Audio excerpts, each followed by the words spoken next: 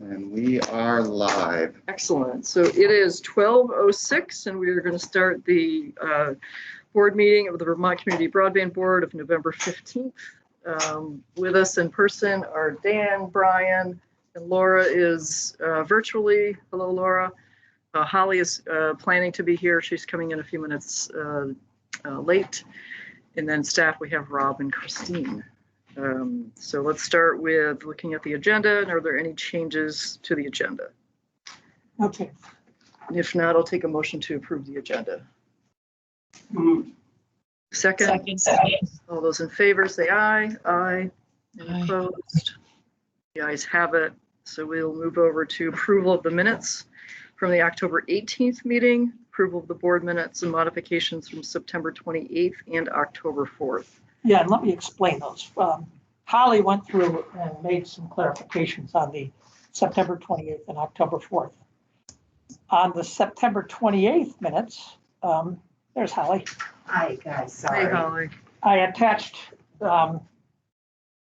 unfortunately, the only thing For 1 second, we had a request from the minute transcriber to, if you make a motion, say your name first, or have Patty repeat it back to help with the minutes. So just to, so did she catch who moved and seconded for approval of the minutes? Brian moved to accept the agenda. And Dan seconded it for the minutes. So so why don't you start with the October 18th minutes and then I'll explain the September 28th. So you want to vote on each separately? Christine? Oh, I don't know. Yep. Yeah, vote. If there's no discussion, I'd like to move them as a packet. All right, Okay. so the motion on the table is to move these as an entire group. Do we have a motion on this one? Or no, you interrupted and said. I interrupted, yes. And said you wanted to talk about it. I would like a motion to approve all the minutes. So moved, Laura Stabilia.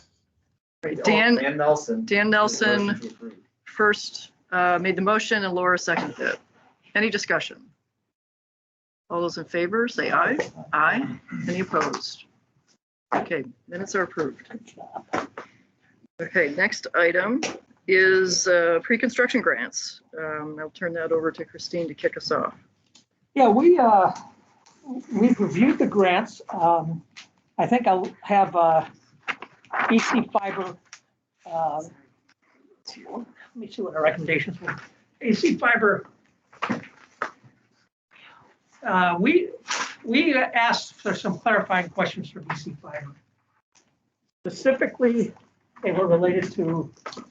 So there's a few issues with the EC Fiber ones that require board input. The first issue is that they are requesting funding for areas that border the communication union district. Under the original legislation that creates communication union districts, CUDs are allowed to serve those areas. They would not be serving the entire community, though, in a universal service type of fashion, which is a requirement for the pre-construction grant program. So that's one question. The second question is related to poll studies. We asked for some clarifying information on that. So can we take the first one first? So are these adjoining areas in a different CUD's territory, or are these adjoining areas in towns that have not selected a CUD? In some cases, they are in adjoining CUDs, and there's agreements, usually informal agreements, to allow for serving those areas. It's where the wire center or the roads go into that CUD. There are several towns that are not members of CUDs currently that would fall into the, depending on how we define things, that you need a plan for serving the entire community. Yeah, so our understanding from the board was, oh, go ahead, sorry. So I know that we have, that the department has funded EC Fiber in adjacencies before. And I've looked at the universal service language and it pretty clearly applies to the district. So the way I'm thinking about this is because the purpose of the statute is so clearly universal service statewide. I mean, we even have an obligation to do some universal service planning.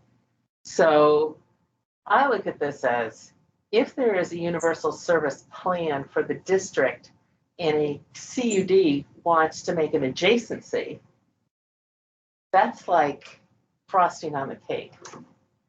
As long as there is an efficiency to be obtained, this is not an overbuild opportunity, or the route is necessary in order to gain access to another part of the CUD. Those, one or all of those three things should be in place. I don't know that we should be approving an extension into another CUD unless we have support of that other CUD, and perhaps we want to make a condition of the grant. Would there be support? Right, there shouldn't be infighting among the CUDs. And we don't want to be part of that. Exactly, exactly. So, I think yes, that's so think two that's of the a fair towns statement. were overlapping with CV, correct? Yeah. CV. Yeah, several of the towns overlap. The issue of concern was more in the southern Windsor County area, on the southern part of their district. So I think actually Laura has her. Laura, you have your hand up? You're muted, Laura. Apologies, Patty. So just a question for Holly, in that how would you, how do you see that as being different than a private provider seeking funding for those same addresses? A non-CUD. So how would you, what is the difference here? As I see it, pre-construction grants go to CUDs. I mean, It's meaning that if a private entity wanted to get grant funding, they would not be able to allow because Act 71 doesn't allow us, right? yeah, and if they wanted to come in as an eligible provider in the construction grant phase, that's a different story. But for pre-construction grants, I don't see that. And I'm not an expert, you know, I wish there had been a little bit more clarity about what the compelling argument is for each of the extensions, because that would be helpful. And you may know, Rob, or perhaps there's some EC Fiber folks here or on the phone who want to speak to that. But the fact of the matter is that it does seem like this is, what we don't want to do as a board, in my reckoning, is to create dead zones where there isn't service today. We're not funding pre-construction through a CUD. The town chooses, for whatever reason, not to be part of the CUD. And so we've got residents in between that a CUD is willing to serve as an adjacency, but we don't care to, we haven't found a grounds for funding it because we're using the definition of the universal service plan to extend outside the CUD. I guess Patty. my question. Oh, go ahead, Laura. Patty, if I might, I would like to hear, if it's appropriate now, to hear from EC Fiber the answer to my question as well. How this would be different than, say, a private provider asking for those same funds for those same partial addresses in a non-CUD town. What is the difference? I'd like to hear their thinking on that. Okay, before we go there, Rob, did you have a comment? We just wanted to add on to that. I would like to hear what their intentions are for that community, since if they're not going to be eligible for construction funds unless they have a plan for the entire community, I'd like to just hear what they're thinking. Right. So I don't know who wants to. Well, I think that's the fundamental question is, do they need to have a plan for the entire community in order to get funding for construction or for pre-construction, right? That's I think that's the no, fundamental it's a question. fundamental question. The board had previously stated in the case of Bolton that there would need to be a plan for the entire community regardless of wire centers. So this is kind of harkening back to that as well. But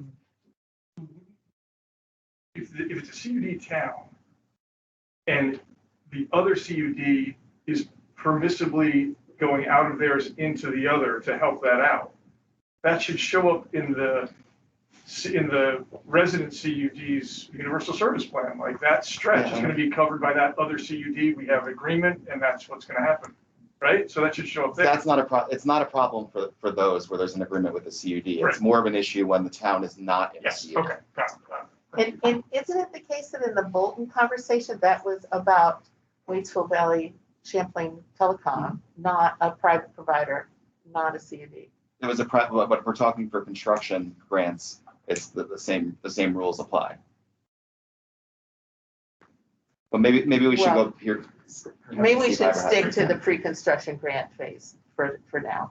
Okay, before we open the door up to EC Fiber, I'd like to hear your recommendation of this proposal. So every one of any of these recommendations that come to us, I'd like to hear. Yeah, we gave So it's this issue and also the poll study. So I'd study. like to hear that before we open up the discussion with EC Fiber, so they can comment on the whole suite of any issues. Yeah, well, when Rob and I looked at these agreements, we were under the impression, and maybe we need a firm resolution. I think we may have had a firm resolution, but that you needed a universal service plan for the entire town.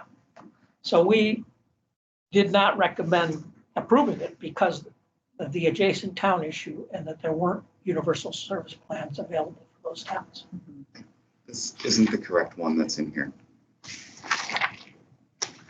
The revised one that I sent back to you is not the one that you sent for the board packet. That had a little more detail. Staff's recommendation? Yeah, there was a little bit more. In a different version, we broke it down for various funding options. That one that dealt with the poll study issue, one that dealt with the bordering areas in terms of the final amount, and we'd have to get back to you on that. But I think our recommendation was we needed more from all of you to come to a final decision. Yeah, well, it's either way it comes. Either way, it's the same issue with the board. The reason this was an issue for us was because of the lack of a universal service plan for these towns. So clarification from the board is, and I think you're working on it now, is what do you mean by that? So so that was. I want to pose that question to EC Fiber. Is that exactly what EC Fiber in the room? Yeah. So Yeah, just never mind. There's also if you can make a note of that, if you're going to talk to us relative to your proposal, make a note on that question if that's something you are bringing to us. yeah, Tom has also had his hand raised since the beginning from EC Fiber. But before we turn it to EC Fiber, I want to put the ground rules and boundaries in play.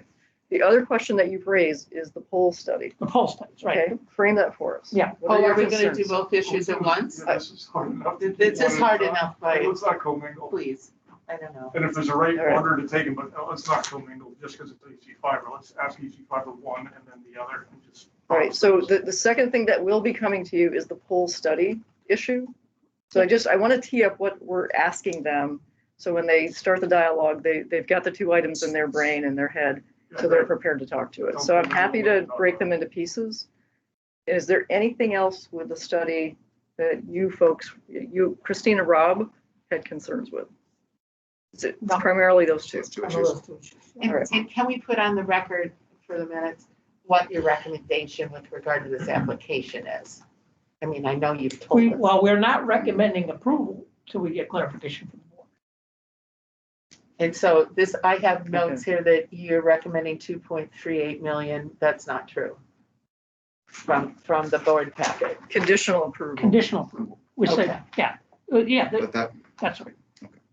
All right, let's turn it over So we're not to, rejecting. all right, let's turn it over to Let's EC get those Fiber. conditions clear. Let's turn it over now to EC Fiber staff to talk about the two issues. First, we're going to take the adjacent town issue, and let's discuss that. So I'm going to open it up for you folks. Introduce yourselves, please, and thank you very much. Sure. My name is FX Flynn. The initials are for Francis Xavier. I am the chair of the East Central Vermont Telecommunications District. And I helped put together the application, and I'm conversant with both of these issues. In terms of the question about a universal plan for a town that is not a member of a CUD, but rather is a town that is contiguous with the district. in order for, consider the town of Bridgewater. Town of Bridgewater has a fiber to the premises network that is owned and operated by VTEL. However, VTEL does not provide fiber to the premises universally in the town of Bridgewater, because in the northeast corner of Bridgewater, there's a ridge line that historically created a border between utility poles. And so if you look at a map of the telephone service areas in Vermont, that northeast corner of Bridgewater is served by Consolidated, which is the successor to the Bell companies, right? And that area, in order for it to get fiber to the premises, is going to either have to be built out, it's going to have to be built out by somebody other than VTEL, all right? Because VTEL is not going to go there. So when we were designing the EC fiber network in the town of Woodstock, it became apparent that there were a couple of streets that we should build on, and we actually got grants from the Connectivity Initiative grants from Vermont in order to fund some of that work. And so that's one example. The town essentially already has universal service except for a little segment, and we're going to build into it, and we're going to solve that problem. So that's the situation in Bridgewater. That's the situation in Heartland. However, that is not the situation in Wethersfield or Cavendish. The situation in Wethersfield is that in the southern portion of Wethersfield, there is a small area served by VTEL. Then there is an area served by TDS. And then there's an area served by Consolidated. Now, if EC fiber, if our district is going to be consistent about its intention to build out fiber to the premises to all on-grid locations in its district and bordering areas where it makes sense because of the pole sheds, situations like Consolidated. When we sat down getting ready to do this grant, we were like, we've got to make sure that we're designing everything else that's going to be in our network, because we're going to approach this universally. We want to do our whole network. We want to take into account everything that we might do. And by the same logic that we decided to build and are serving customers in Bridgewater, and will build and will serve customers in Heartland, when we look at our borders with Windsor and West Windsor and Reading, it's quite clear that there's an area in Cavendish, just like in Bridgewater, and that the eastern side of Wethersfield is going to be in the same boat. The reason that we didn't apply for a pre-construction grant for the area that TDS is doing is because we don't know what that independent telco might do. Just like, we have tried to talk to Topsum about the implications of our plans for building out to all premises in the same area where they're serving people and they have some fiber now. It's like, ideally, we should have a coherent plan that ties everything together, right? So, but there hasn't really been any successful real world meeting of the minds, even beginning discussions of what that might look like. So without an example of how to do that,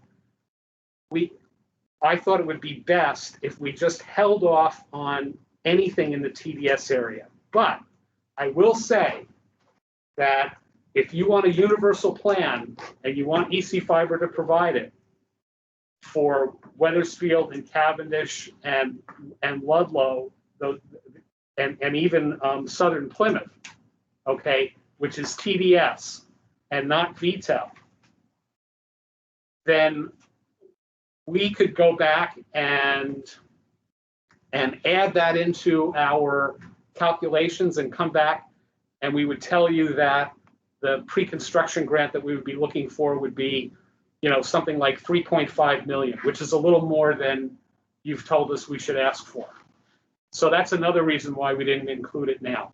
But I do think that by approving this grant and by allowing us to go ahead and collect the information and do the detailed design work, you are furthering the development of a universal service plan that will only come to fruition when we are finally able to ascertain what the intention of TDS is. Because if TDS is going to get a construction grant to take out all their copper and replace it with fiber, then we've got a universal plan. VTEL takes care of part of it, TDS takes care of part of it, EC Fiber takes care of the rest.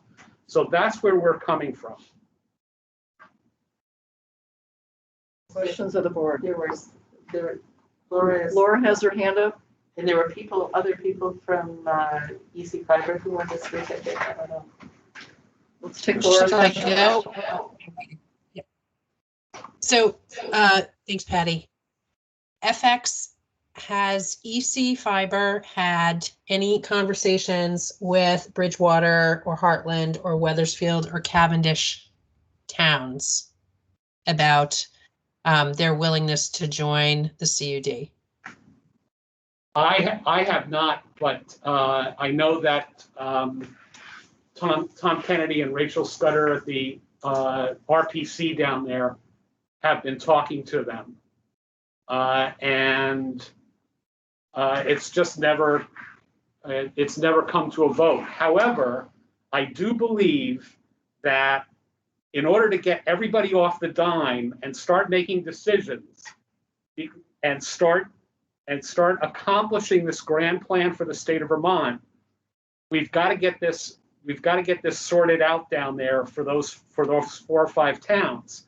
And I think that the act of knowing that EC Fiber is going to prepare a detailed design and be ready to construct the consolidated portion of Wethersfield and Cavendish will be a galvanizing message to decision makers that it's time to start making decisions. So Patty, if I may, Go ahead. Rob? sorry. So I have had some conversations with the Regional Planning Commission down there and those towns, and there's diverse opinions among those towns of whether they'd be best served by joining a CUD or not. Is probably the easiest way to put it. There's some towns that are open to the idea. There's other ones that are like, no way, we're going to get served faster by staying on our own. There's one town that thinks it's fine, that Comcast has been a great partner and is slowly building out everywhere. So that's where they stand there. Question I have back for EC Fiber is in the other grant, with the other CUDs, we've said that if another applicant, so if a town leaves a CUD, or if another project gets going in that town, would you share the data? In the case of this application, when it comes to the area that Consolidated is serving, do we need to make a similar decision that if they collect data on this and they don't go forward, that data is available to another provider? Just to throw another thing out there. Right, Holly, you had a question. You had your hand up. I have to say it's a little bit difficult for me there's the one question about an extension where there's no service or no service that qualifies as broadband. To me, I get a little lost in situations where it sounds like an overbuild to me, but I don't know what the service quality is in any of those. Like, I don't know what TDS has for service and so on. So Rob, maybe you can comment on that. If we're talking about an area where there's qualifying broadband service, then of course, that's a different ball of wax. And we should probably keep our eye on section 8086F, where it talks about what the overbuild requirements would be for construction. And like, because we wouldn't want to support the pre-construction if we can't support construction. I don't think this is a situation where there's overbuild. If it's helpful for the board, I can pull up a map to show the different areas where it's consolidated VTEL and TDS. Well, the VTEL VTEL territories. would be overbuilt. VTEL would be overbuild, but the area correct me if I'm wrong, FX, the area that's of concern right now is the consolidated area in the northern part. It's the way I think, if I remember on the map, there's consolidated, then there's a little bit of VTEL, and then there's the TDS. So it's a challenging area with all the different wire centers. So I would just quickly, if I may, just some quick hits. Yeah, if we did a detailed design for some part of Wethersfield, and then there was an announcement that CCI came in and they committed to building to every premises in that area, right? And the state wanted to give them the construction funds. And they wanted our design work that had been done on the state's dime. Of course, why wouldn't we? Maybe somebody else has a different answer, but my initial reaction is, yeah, why wouldn't we? Because the mission here is to get fiber to the premises to every on-grid location in the state of Vermont, period. That's the mission. That's been EC Fiber's mission in its district and its surrounding areas from day one. That's the mission. So can Rob or Christine help me with this question? Any grant dollars that are issued from the state, this is a question, not a statement. Is it any work product produced from those grant dollars is public information?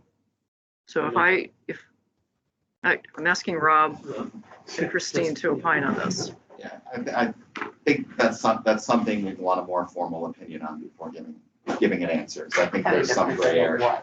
I think it depends on what. I think there's a gray area, and I think some of it's up for debate still. The conditions of the state, there's a whole list of conditions. When I apply to you for a grant, and WEC has applied for some, Washington Electric Co-op has applied in the past, there's a whole list of standards at the end of it. And there are some work product requirements that you have to produce work product. Maybe not at this meeting, but I would like some clarification of that. If you can look at if we give out a grant, what are the requirements of that end product being, what parts of it are provided, basically it's a public document. I'd like some clarification. I'd want to check in. I'd want to check with an attorney on this issue. Because it's not wise for me to play clear. attorney. It's not clear from what we read. There's no clear direction on this. Laura has a hand, and I have a question. All right, I'm just going to make this statement. So in early work that Washington Electric Co-op did through grant issuance, there's a list of conditions at the end of that grant that said whatever we produce is public document. And we treated that feasibility study as a public document. And I would like for you to put this on the parking lot board for further follow up on in terms of the material that's produced out of these grants. What are the terms with that? All right. Laura? Yeah, thanks, Patty. So FX or others, I'm not hearing how I think the argument that you're making is an argument that can be made for consolidated in those towns. Am I wrong? Is there some difference? the only difference is that they would not go across their service border. So you couldn't get, in order to get a universal plan for Cavendish or Wethersfield and not have it be a CUD, you would need to have CCI and TDS jump in and do the same thing that VTEL did. So right now, TDS, by the way, only provides DSL.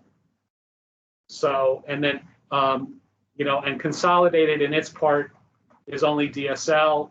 And then Comcast is in some parts of both towns where there's more density. Okay. I'm not sure that I am asking this question correctly. So I want to say, I want to express some appreciation for our original CUD. And it appears to me anyway, that you are groundbreaking again and highlighting an issue that needs some attention. I have not heard, in a way that I understand, how this proposal, why Consolidated would not be able to make this proposal. And I do not think that Consolidated should be able to make this type of a proposal.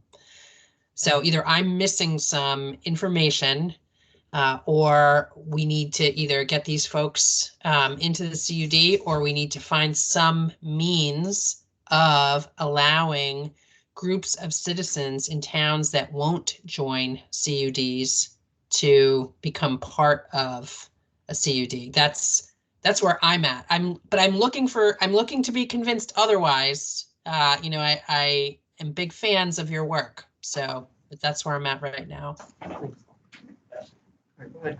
Yeah, one of the things that concerns me is, TDS has approached us asking for funds. We said you go speak to the CUD.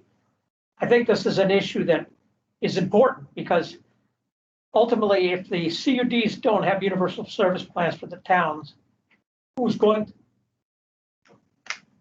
The town can have a universal Town can have plan for itself, yeah. right? If they're not part of the CUD, they can either do it through a CUD or on their own, right? But a town is not an eligible applicant. Or for construction. But even construction. Even for construction. No, they're not They're eligible. not eligible for construction. Oh, we're going to Which recommend is that. one of our, Holly, did you have a comment? They can go through Yeah, a private provider. Bolton, they're going for. Yeah, It's they just, could partner with someone Yeah. to come in. yeah, there's a hole in the. Okay. So I'm hearing all of these references to where there are gaps in service, and bear with me, I'm trying to go to the definition of universal service plan. And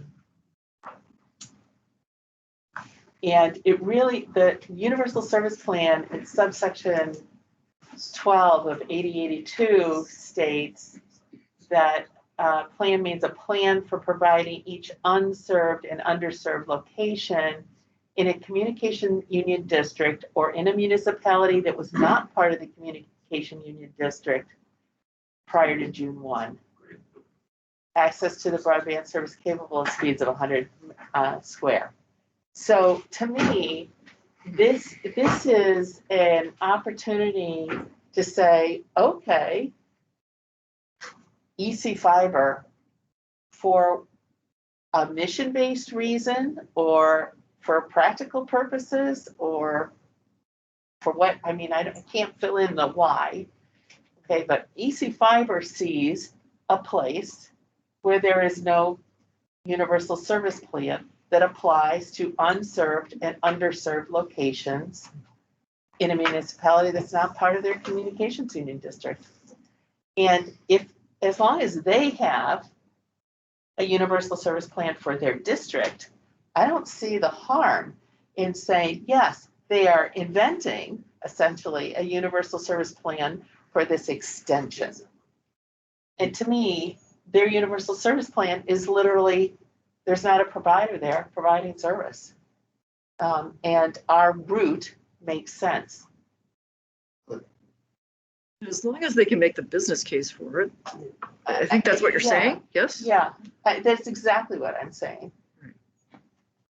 Great. Let's invite more folks from EC Fiber. There were some hands up here and there's a hand up here. So I want to turn it over to you guys to give Well, can I just start, because or you Yes. wanna, I am so sorry, I thought this started at 12:30, so I was here right at 12:30. I don't know why I thought it started at 12:30, but here I am. It's Chris Recchia from ValleyNet. I'm getting the sense of where you're picking up, and I just wanna agree with Holly. I mean, I feel like with our mission that FX has laid out clearly, we feel obligated to reach into those adjacent communities where it looks like nobody's going to do anything. That really is what this comes down to, right? VTEL, TDS, others had an opportunity to do these areas. Now is the time to include them, right? When we're doing design and planning, that is a universal service plan that we're kind of developing and putting on the table. We do not want to overbuild those areas. We're not going into VTEL territory. We're not going into other territory. We're just trying to provide service to those on-grid premises that have been out there that are in adjacent towns and not being served. So, it's not the bulk of our goal. Obviously, we have 8 new towns to serve, but the reality is that we've got communities where if we planned all this and we built it all with just the 8 additional towns that stayed within our borders, we believe you will be left with people who are not served. So we're trying just to okay, now is the opportunity for us to do that. It costs some money. There's a grant opportunity here, truthfully, but based on the CUD statutes, we feel like we had the capability and the responsibility to look over the border. And believe me, we're communicating with everyone, both utilities as well as CUDs, to not step on each other's toes. We're figuring it out, but this is really important to get right now before we start all the effort for design and in any of this pre-construction work. It's And really that's why important. you're asking now, because it's part of a piece. Correct. Yeah, it's part of the overall piece. We don't, we tried with FX's beautiful help. We figured out all the unserved and underserved addresses in those adjacent areas. We've tried to limit ourselves to just that. We're not trying in those areas to compete with anyone. We're just trying to provide service that clearly hasn't been provided and isn't planned. I mean, you would all know better than I, but I don't think there's a universal service plan in those communities for VTEL or the others that are doing some, some internet service. So this is where we felt like this is the opportunity to identify those, plan it out, specify specifically what we were going to do, and do it in a logical way. So, but anyway, thank you. And I know there are others who want to talk, and I will try and take over with other questions that you may have. Again, I apologize for being what I thought was on time and a half hour late. No worries. Thanks. Go ahead, Dan. Sorry, so you're going to cover all of the areas, the towns in your territory. Yes. There aren't any limitations on that. No, if they're on grid. There are a few limitations. Let's be honest. There are limitations where there are off-grid premises Understood. that we can't That's reach. baseline, Right? yes. Okay. So as long as we understand that, then the answer is yes. Any on-grid premise in our territory. And you're reaching outside of your territory to those areas in cooperation with the other regions, so you're not in conflict with them. Correct. Okay. There are places where, for example, using CUD coordination, Yeah. there are places, Washington is a good example, right? We have to split that with CV fiber. We're going to work cooperatively on that. We're not fighting for anything. It's mostly geographic where the mountain range is and where the power poles come from. So we're going to work fine there. But there are some other areas, small areas, where in our territory, it may make sense for CV to build a few because the line comes in that way. And that's fine. And there may be similar small areas in other CUDs where it makes sense for us to build because of line structure and poles. But we'll work that out. And I have no problem. We have no problem with any of that. the real question, I think, is in areas that aren't part of the CUD that are not being served right now. And that's why the Cavendish, Weathersfield and things like that were included, so. So then, in those areas, you're following, I just want to be clear in my mind, you're following the wire centers in those territories that most closely complements the territory you're already building. Yeah, that is generally true, yeah. Okay.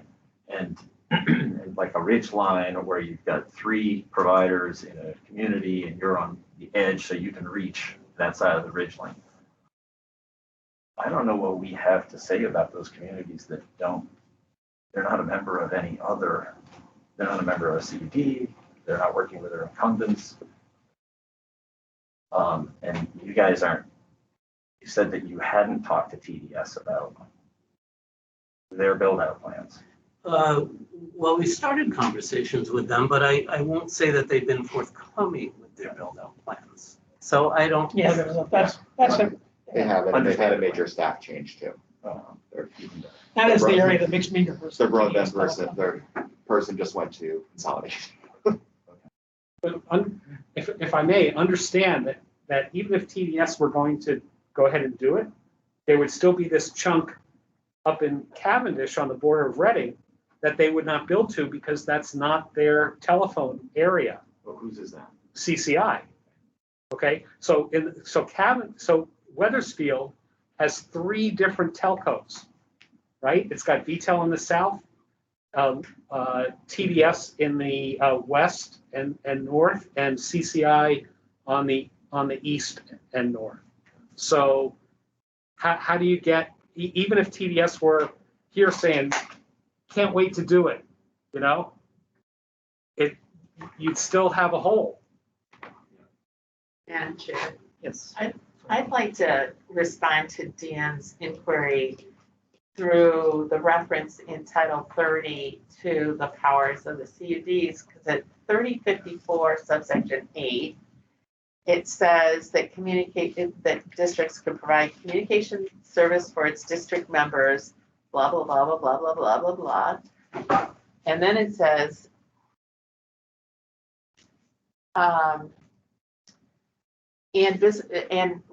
and for such other residential and business locations as its facilities and obligations may allow, provided such other locations are in a municipality that is contiguous with the town limits of a district member. So this authority for them to do that is within Title 30. Just want to clarify that. We're not going rogue here. Yeah, oh yeah, thank you. And I would just say that, yeah, that is the section that we're operating under. We were intending to fulfill the statute. And it does go on to say, just so that it's complete, further provided such other locations, and we're talking about un- and underserved locations do not have access to internet service capable of speed requirements for funding under section 3515B, which happens to be, of course, 25.3. One more question, FX, you said it was 3.5 to do all of that territory. I think it was Ludlow and Cavendish. I don't know what the exact number would be. I'm guessing. Okay. All right. I'd have to But that would process be some stuff. But my point is that would be more than is available to us. So it's also a good reason not to ask for it because of that. Nice move.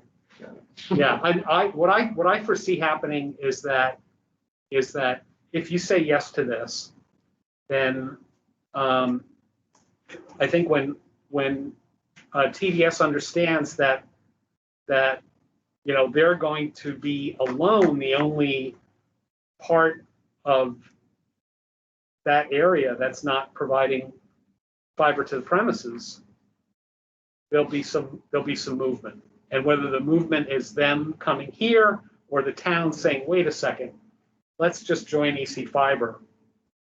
Either way, it gets you to the universal service plan.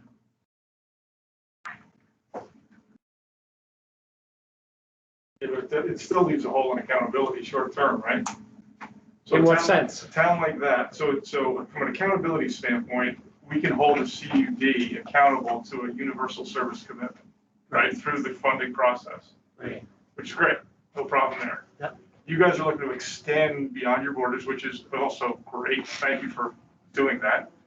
But at the town level, the town you just referenced, right, I can't get a commitment based on the way that's set up. You Based know, on, you can't get a commitment from the town, but you, at the moment, I can't get the commitment from anybody. well, you get it from us, No, because you have no, for funded. that section, but not, that's right. Correct. So the That's the correct. awkwardness is the way the statute seems to be Oh, I see, written. I It's see. kind of a town, it's either a CUD, which is a town by town region, defined geography, or it's town. Yeah. So it's all these, it's all these. Except for the definition of universal service plan, which is It's pretty location. clear, yeah. Right. So that's my only concern is like we lose, in a perfect world, as we issue the funding, we would have line of sight to accountability for every town. And this doesn't give us that. So And I think one of the implications is that the leadership in those towns would recognize, well, the only way to get in on that accountability is to join. So again, it's like somebody has to take the first shot, and so we decided we would. Yeah, create a forcing function. Yep, Right. Yep, good point. Just to pose the question of how would this be different if the town wasn't a CUD and it was another eligible entity, not a CUD, trying to only build part of that town? Like that's the only concern I have in this case. So you Like mean in construction grants, because they wouldn't in the be coming construction, in like pre-construction. based on the previous statement we made when we were discussing the construction grants, unless even EC Fiber was going to serve that entire town, they couldn't get access to any construction funding. Right, so would that mean that if TDS came in and said, we want it, it would be, they wouldn't be able to build the whole town because they're limited by their. But that's the same thing with Waitsfield in Bolton, for instance, Right. that there has to be some plan where all the providers come together. I think it's an outstanding question of who creates that plan that we can talk about. But the pre-construction fundings are to prepare an area for construction. Right. So if they But can't get remember- construction funding,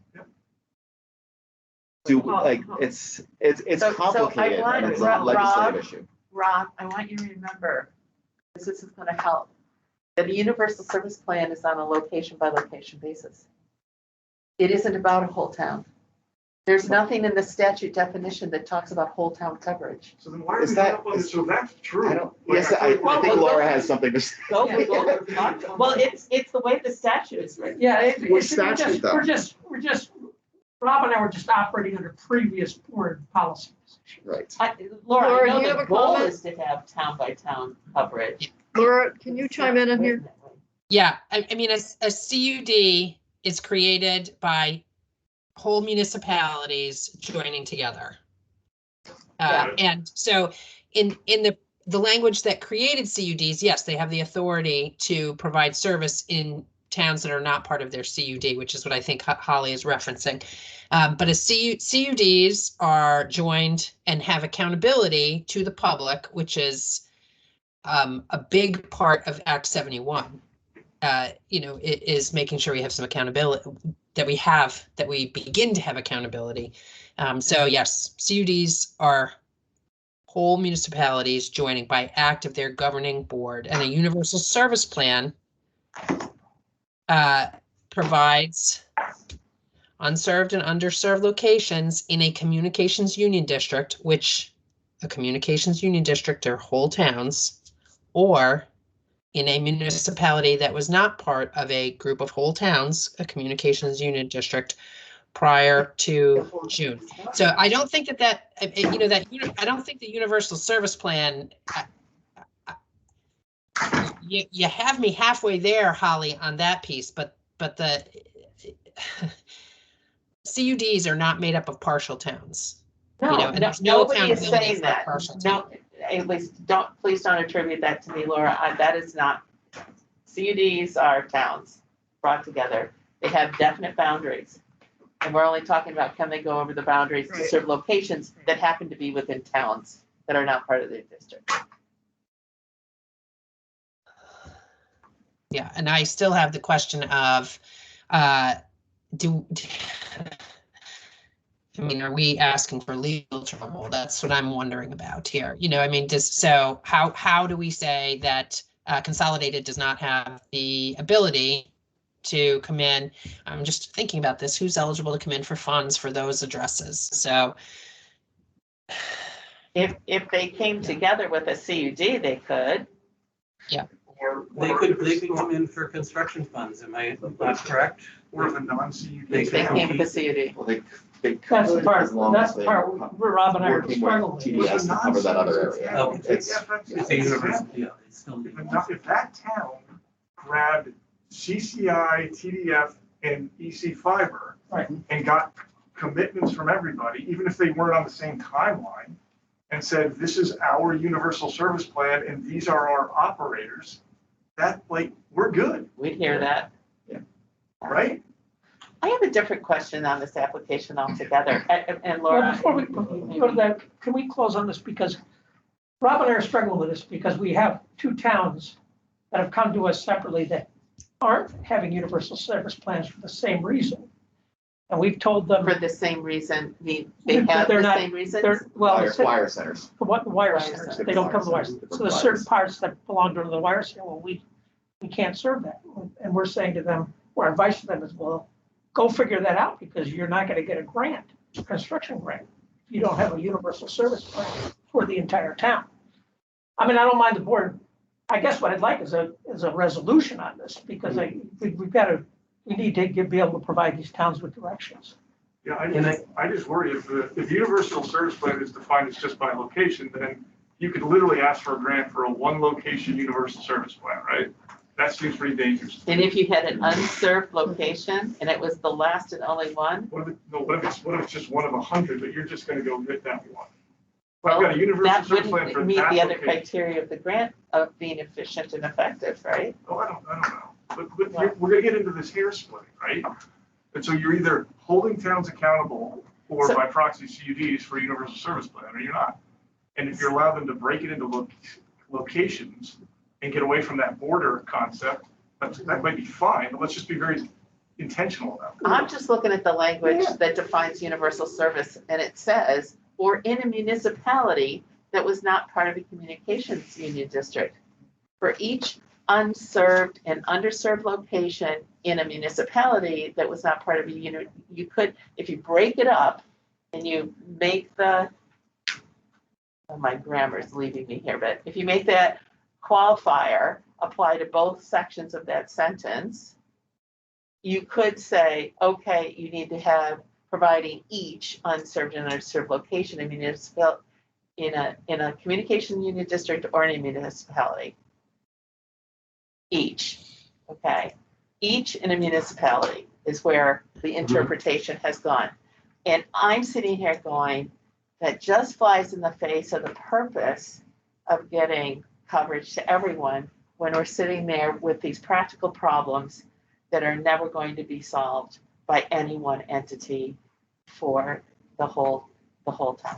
Maybe. yeah, can I just jump in really quick here and just Go ahead, say Laura. clearly, I just want to say clearly, I really want EC Fiber to do this. And I want it to be legal for them to do this and for it not to create precedent and legal issues for the rest of us. So let me just be very clear about that. And now I will be quiet. Thank you, Laura. I just wanted to add that I think we were trying to meld our authorities under Title 30 with Act 71, figure out who couldn't be served by the current providers that had the ability to provide service, right? In the definition of what good service is.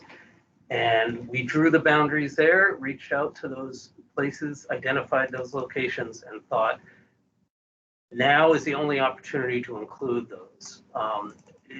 I think you would all appreciate that resolving this in a comprehensive way, town by town, in those portion of towns, 3 years from now isn't going to help if we've already built to, the areas that we're supposed to build to. So that's why I think in good faith, we included it. We thought it was a viable solution.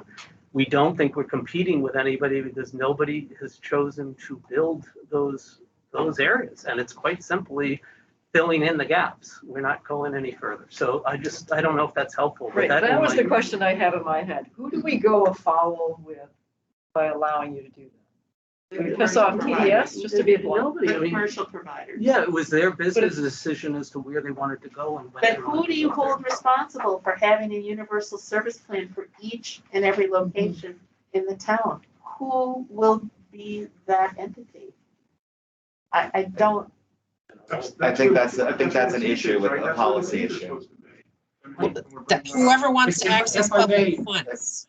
There's, so, you know, universal service within a network. If you're building a network, the network should provide universal service within its network.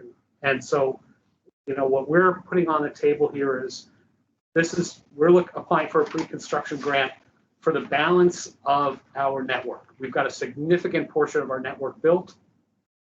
This is a pre-construction grant so that we can design and get the pole licenses for the rest of our network in whole. And in that network, we will provide universal service. Yeah, no one's arguing with your good intent. No, so I'm just throwing out there. Trying to figure out how to legally make this work. Right. Right. Well, let me just say this. I guess I would say that if you grant us the extension into Cavendish and Weathersfield in these areas, we will be accountable to provide that. And if you don't, no one's accountable. So those are your two choices, frankly. So it seems that these are contiguous areas. Yes. We're not running afoul of anything. And every other CUD is building in some incumbent's territory. So it seems to me that we're runaway for this. For a consolidated TDS or whoever hasn't picked that customer up yet, Right. it's their bad. This is not a monopoly service territory. If you get there first, good job. Yep. And by the way, if as a result of this grant, they decide to build in tomorrow and they get there, that's our problem. Right. and maybe the universal service plan, frankly, is ours. We're trying to provide qualified service everywhere. Right. Yeah, just, and I don't think there's a legal problem as long as, when it comes to the towns, we can apply the same philosophy. You know, we've got that issue with Bolton, where they have, a small percentage of the town is covered by another provider, and it's in a separate wire center. So the point was, if we're going to be consistent, then we ought to be able to approve that as well. It's contiguous to the CUD. Yeah, I think that's handled, right? You have those two. Well, no, not with Bolton. Not with Baltic. I'm just talking about how do we, where's our danger? Or answering Laura's question, where's our danger? Our danger comes when we address these individual towns that come to us separate from the CUD. And and the precedent has been set that we do it both ways? well, I think you can. I think you can. If the town doesn't Well, join the as long as- CUD, there's, the CUD can do its thing and pick up little hotspots, little pockets wherever you can. If the town doesn't want to join the CUD and wants to do it separately, they can do it that way. So then the town is required to have a universal service plan for the entire town, is what you're saying. They can come at it a different way. Just I raise it as a, Let me say, I worry that there is a legal issue here when it comes to the pre-construction grants can only be awarded when there's a universal service plan. Because the universal service plan definition is either a communications union district, the entire district, or a municipality. It's something that we might want to get a legal opinion on. Like, I'd almost suggest for out there, like, we'd have to look at the numbers of what your proposal would be for everything but those towns, and come back in 2 weeks or 3 weeks when we have our attorney, or can get a legal opinion just to be sure if that won't slow things down. That's just one other option to throw out there. Yeah, I am Can I just- concerned with setting the legal precedent. You definitely There's some are. conflicts. Yeah, when it You comes to definitely are. And I think the question is, who can be the provider of the plan? Is it our plan that it's service everywhere? And so this is a portion of a plan for a portion of a town. Or what? It says in 3054 or 8054 of Title 30, they can do these adjacencies. The funding issue is that the money goes to a place to create a universal service plan, right? And I think it's been the intent that this group be able to facilitate. I have this one question. If EC Fiber is doing these district extensions, does that mean that its universal service plan will be met within the district first? I mean, Yeah, I mean, generally true. I mean, we've learned some things, which I will tell you about when we get to the other substance, but we've learned that building town by town makes sense. If there's an adjacent area to a town, like, you know, it would make, like, you know, Weathersfield to, you know, whatever, it would make sense for us to build that portion when we build West Windsor, you know, Windsor, when we've been built Windsor, or Cavendish when we've already actually finished Reading, so that's a little more. and I have a lot of disclosures to make on this, and one of them is that I live in the town of Corinth. So I can tell you that folks in my town are gonna say, hey, why are they building in Weathersfield? They haven't done us yet. Yeah. So the, you know, the good news, I guess, is that our current plan is to build those new towns to the north, which would mean, okay, let's say we're building in Newbury, right? It would make sense to build the Reigate piece of that at that time, not to wait until Topsom, Corinth, and Bradford were done. And that speaks to the efficient use of resources. Yeah, that's true. And but we are planning on building the north towns first. So the good news is Corinth, Okay. Bradford, Fairleigh, West Fairleigh, Topsom, and Newbury, and the portion of Washington that we would be responsible for will be built first, and then we're going to go south to Windsor, and that's when we probably would hit Weathersfield and Cavendish. What is the time frame for the towns we seem to be most concerned about are the Weathersfield, Cavendish? Yeah. What So is the time frame? truthfully, we're talking probably 2023, I gotta say, because we are, look, you know, a lot of the other discussion that we have to have regarding, you know, pole information and design and when that occurs, we need to do that. We're doing a bunch of that now. We need to do the design this winter. We need to be able to use the construction season of 2022 for those northern towns. Okay. So I really think realistically, you're talking 2023 in the southern towns. So we've asked for things that would be for projects over the next 18 months. Right. So that might really be the escape hatch to try to find out more about this, is if that's not going to be done. Well, until after okay, that 18 so months anyway. wait. There's a difference. Okay. There's a difference between pre-construction work, Mhm. and this would definitely be done within the 18 Okay. months, right? Okay. As opposed to construction, which was what you were, I think, just asking about. Right. I really want to know, Rob, why you're looking for an escape hatch. Me too. My only concern is that there's some legal issues here that we should address before we get ourselves into trouble. Like Okay, like I'm going to say this, and I'm not making any legal opinions here. There's two kinds of lawyering. One is enabling and one is conservative. And if you want to take the path of absolutely least controversy, you will see this universal service definition written as requiring either a district holistically or a town holistically. But that ignores the authority of the CUDs to do extensions, as is written.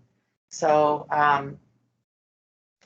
I'd say there's a path to extensions if the VCBB wants to take it, and I will not be voting because I have conflicts in this So regard. the other thing I would just say from EC Fiber and ValleyNet standpoint is, we don't see a legal risk here. You all need to decide what's best for your board and the legal aspects of that. But we are applying two authorizations in statute and trying to read them consistently and to augment each other, not entirely separated. So I got the point that was made earlier about, well, you can build into adjacent areas, but you can't use funding there. Seems a relatively low risk legally, but and that's, it's just reading statutes consistently. and trying to make them augment each other. And I'd be happy to take that case to court, but. Let me propose that there's probably no legal risk with this decision. So I think you might be, well, think about it. It really, just, no, I definitely want you to debate this. So, but what I'm going to propose is that the real risk for us is how do we treat these towns in the future? Do you agree with that? I mean, the president was saying, so whatever we do here, we have to be prepared to do with the towns in the future. I agree with what Patty had to say about it. There's two ways to skin this cat. And you can put together an amalgamation. Exactly. If we had a proposal, that might look like proceeding here because it starts the ball rolling. And then on the heels of this, we reach out again to the communities that have not yet joined and wave our flag and say that this is proceeding. We need to solve the problems of the communities. We need your participation one way or another. Let's put some ammo in Ikuda's bag to go try to roll up those independent towns. That's a great idea. Right? I want to add to that. Potentially. I know that, is that okay, Patty? So my biggest hangup, I think, right now with the Universal Service Plan is just some sort of assurance that that what you are planning for is for each unserved and underserved location. And so, we would want some public, and so is there some way for us to say to these towns, these are the addresses that have been identified as unserved and underserved in your community. If there are others that are unserved or underserved, please make them aware to us. Otherwise, we'll be, awarding funding for these as is allowed under 12 in 8086. So Laura, are you saying, help me with what are you framing reach there? out to okay. So I'm saying reach out to the town and So say, send them a letter.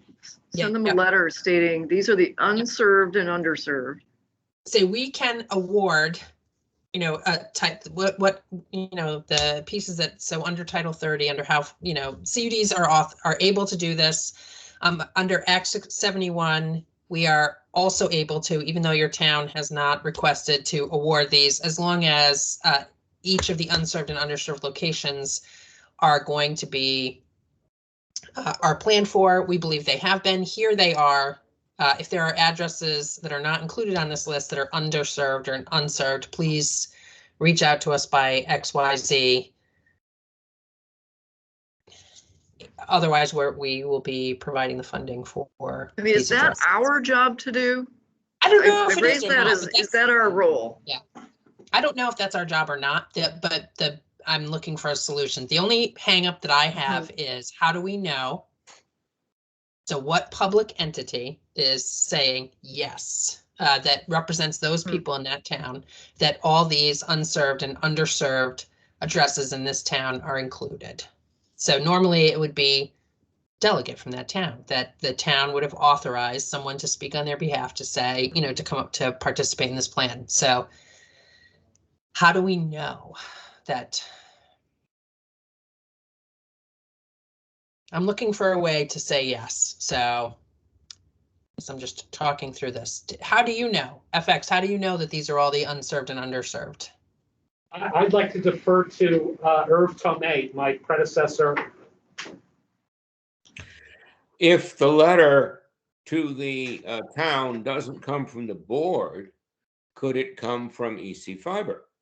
We could say, under the CUD statute, we have the authority to serve a piece of your town which can't be reached from the main wire center. And we believe that these are the locations that aren't going to be served, that are unserved or underserved. Are you aware of others that should be considered as well? And I would add to what Irv just said that the state has done a really good job of identifying on an address by address basis what the service is, and we do have the ability to merge the telephone service areas with the E911 data. So we know that everybody who's in TDS, that they have, 4.1, and we know where Comcast is in those areas. So we know the addresses that have Comcast in that area. So in our application, we detailed the specific counts of the Saw no them. service 4.1, Yep, et saw them. cetera, right? I saw So them. we can do this in some detail. And my conversations with the RPC folks down there is that there are some areas in the downtowns that have decent cable. Anybody who's in a VTEL area, they're happy. But once you're outside of the cores, the cable service isn't very good, and the DSL service isn't very good, and they're desperate for So something FX. to happen. I just want to jump in and say I appreciate what you're saying. My odyssey on broadband started with a town that was mapped as being completely served, and they were almost universally unserved. And so sometimes maps are wrong. So that was kind of the importance for me and others in making sure that the people in those towns had the ability to, which surely you all understand, being the original CUD. So Yeah. Well, our position is that unless people have fiber to the premises, they're unserved.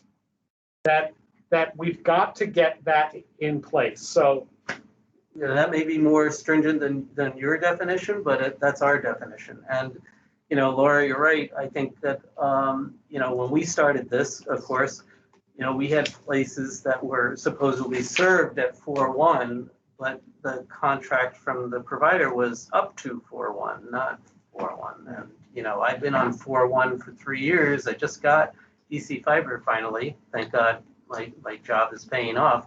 But for DSL, I was getting 0.9 down and 0.3 up. I don't know what to do with that. Yes, Laura.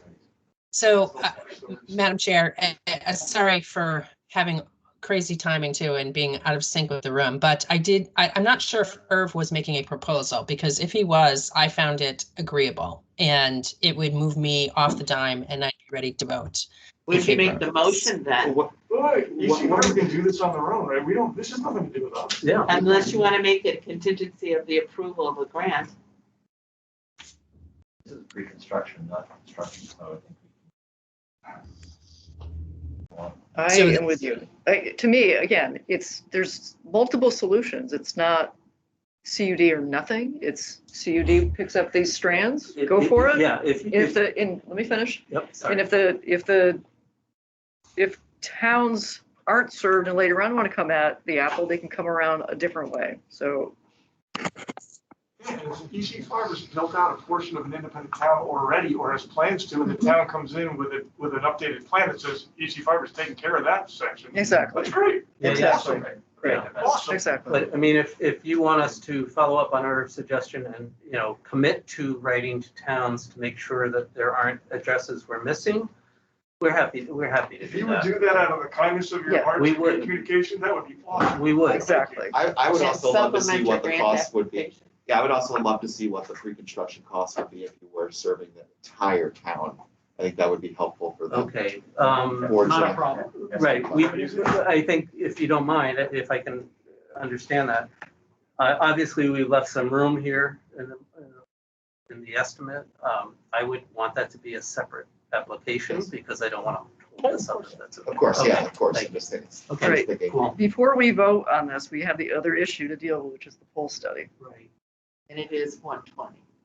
So can we tackle that? Yeah, can I take a minute to explain Yes. that? That'd be Let helpful. me ask, I don't know if Tom and Danielle are on. I asked that they maybe stay available in case my chief operating officer Yeah, and we're my outside plant manager. Okay, thank you.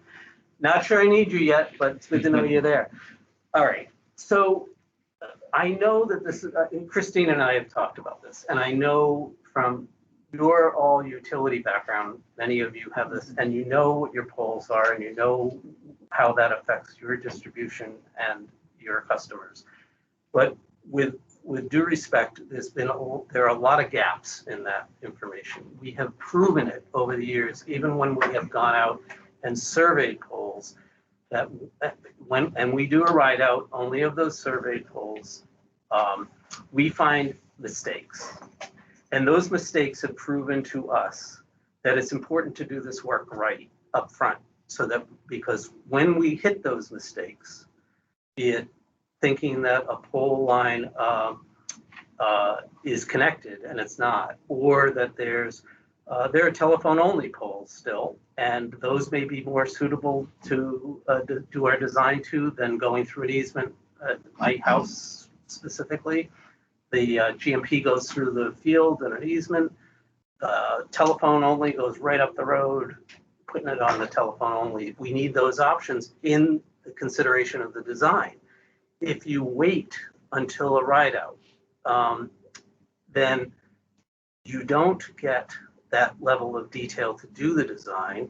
There are a bunch of different reasons why this is a problem, but I just want to say that if we run into the problems we've run into just by mistakes, right, of forgetting a series of poles or missing something, and then we're having to redesign because something went a different way than we thought it did, I can't imagine what the other CUDs are going to run into if they don't get to at least do this. In other words, we all start from, we're just going to use the utility data, then we are going to run into serious problems, and it's going to cost time and money, because you will only run into those problems when you're building, and you're only building during the construction season. And I'll tell you, if you run into one of these problems, it's going to delay you through that construction season. There's no way to fix it in that time period. So this, I believe, is money well spent and time well spent to do this work. And, you know, first of all, I want to acknowledge utility information's gotten a lot better, and It's not perfect. it's not perfect. And this does not affect, this, by the way, does not affect pole applications, where I believe, you know, we do identify poles through the GMP. For example, GMP, we submitted this pole application the other day. It's for 100 and some odd 48 poles. They got to be in packets of 200. We always leave a margin in case we have to add poles we didn't see or find, or subtract poles. So we never do 200 so that we don't screw up an application. That said, you know, there is information missing, particularly in terms of the telephone connection, who's on the pole. There obviously are not telephone only poles that are not owned by GMP.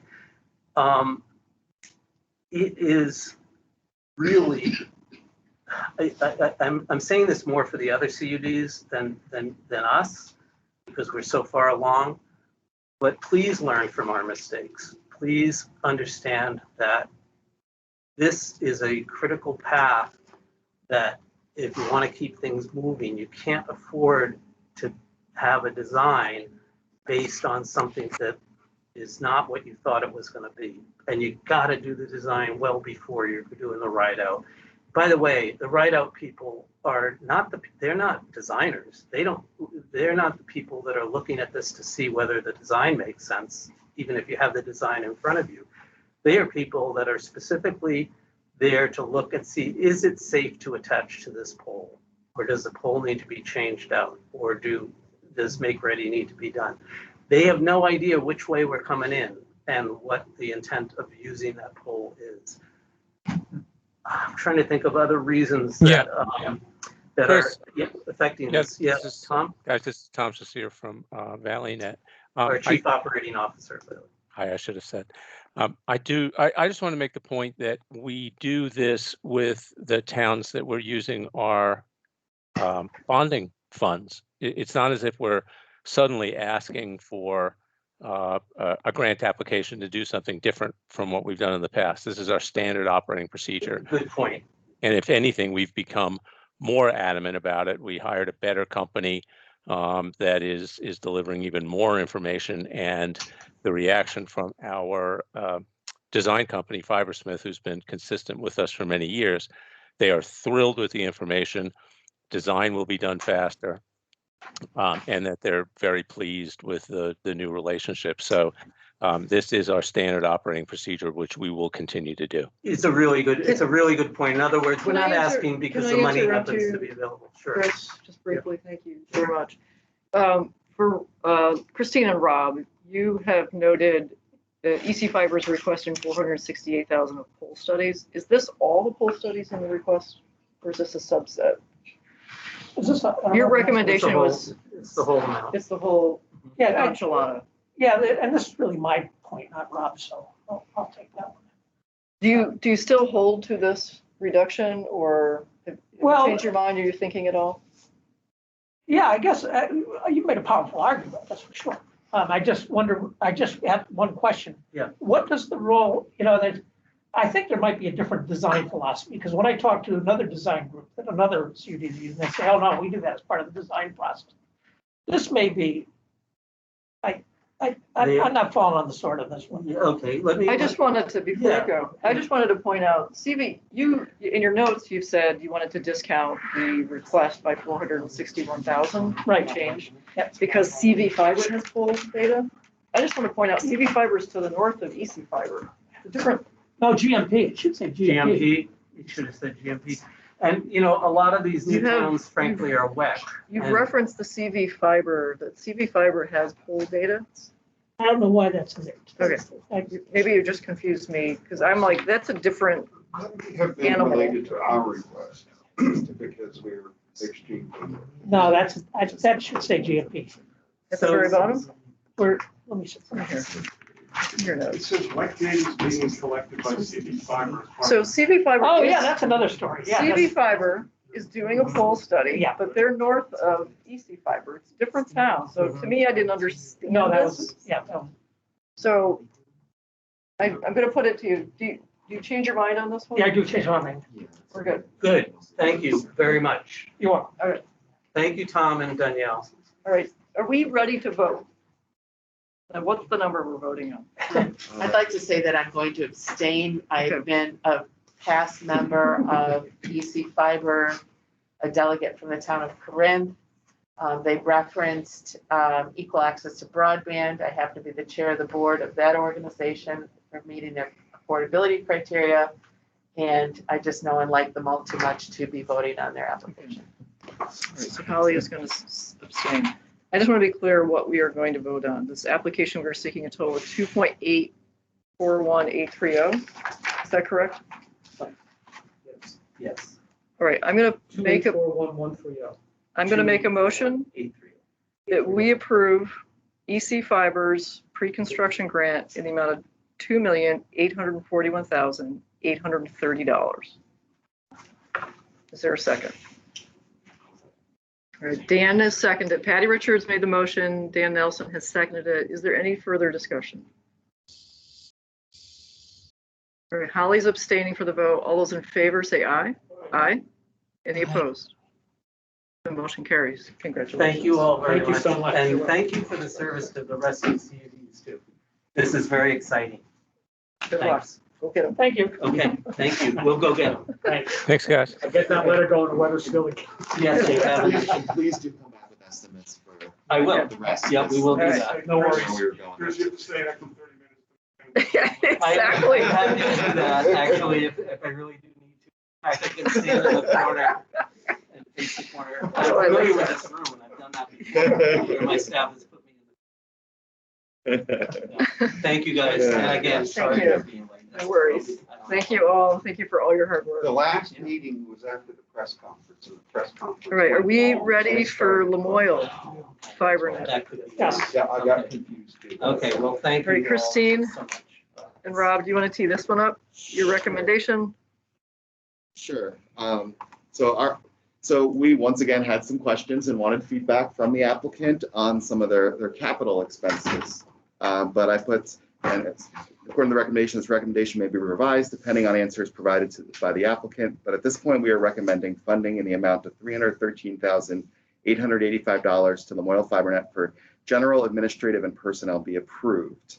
That's not to say we weren't we don't want to hear more and are open to the other requests. We recommend that the board request that Lamoille FiberNet provide additional information on the capital request. Staff believes the board could benefit from hearing more about the contractual negotiations underway with local and national providers. Because of the confidential ongoing nature of these negotiations, an executive session may be warranted, but you may not even need to have that information. So, Patty, can I make a comment too? Yes, Holly. On the other applications, and I meant to bring this up with VC Fiber, we not only asked what other funding they had gotten, but what the balance of that funding was to identify what had happened as a sign of financial management and responsibility. I'm sorry, I forgot to bring it up with regard to VC Fiber, but I think we should always ask it. That's a good question. we have several people from Lamoille FiberNet here, and Jane is online. All right, so we're going to pose that question to you right off. And So you got some money before. Yes, And what happened to it, and what's your balance? I think that we can talk to Jane Campbell, the chairman of our board. She is on top of all that. I'm relatively new. And you would like to introduce I'm yourself. Val Davis. I'm the new executive director for Lamoille FiberNet. And with There's you, Larry Lackey, our treasurer and board member. Also the chair of the partnership task force. Yes. welcome. You ready? Yes. I'm Jane Campbell. I'm the chair of Lamoille FiberNet. Thanks so much for your time today.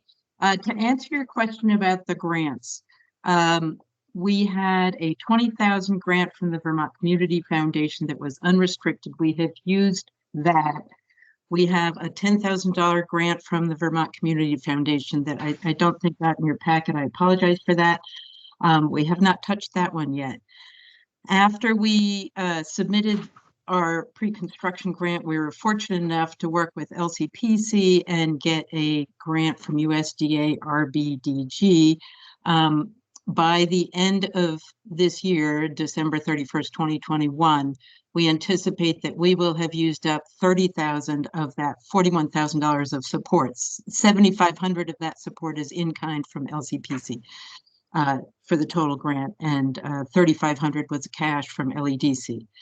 So we'll be carrying over 11,000 from that grant into the next year. We received the pre-construction grant from you all, well, from DPS for $120,970. We anticipate that by the end of the year, we will have used that.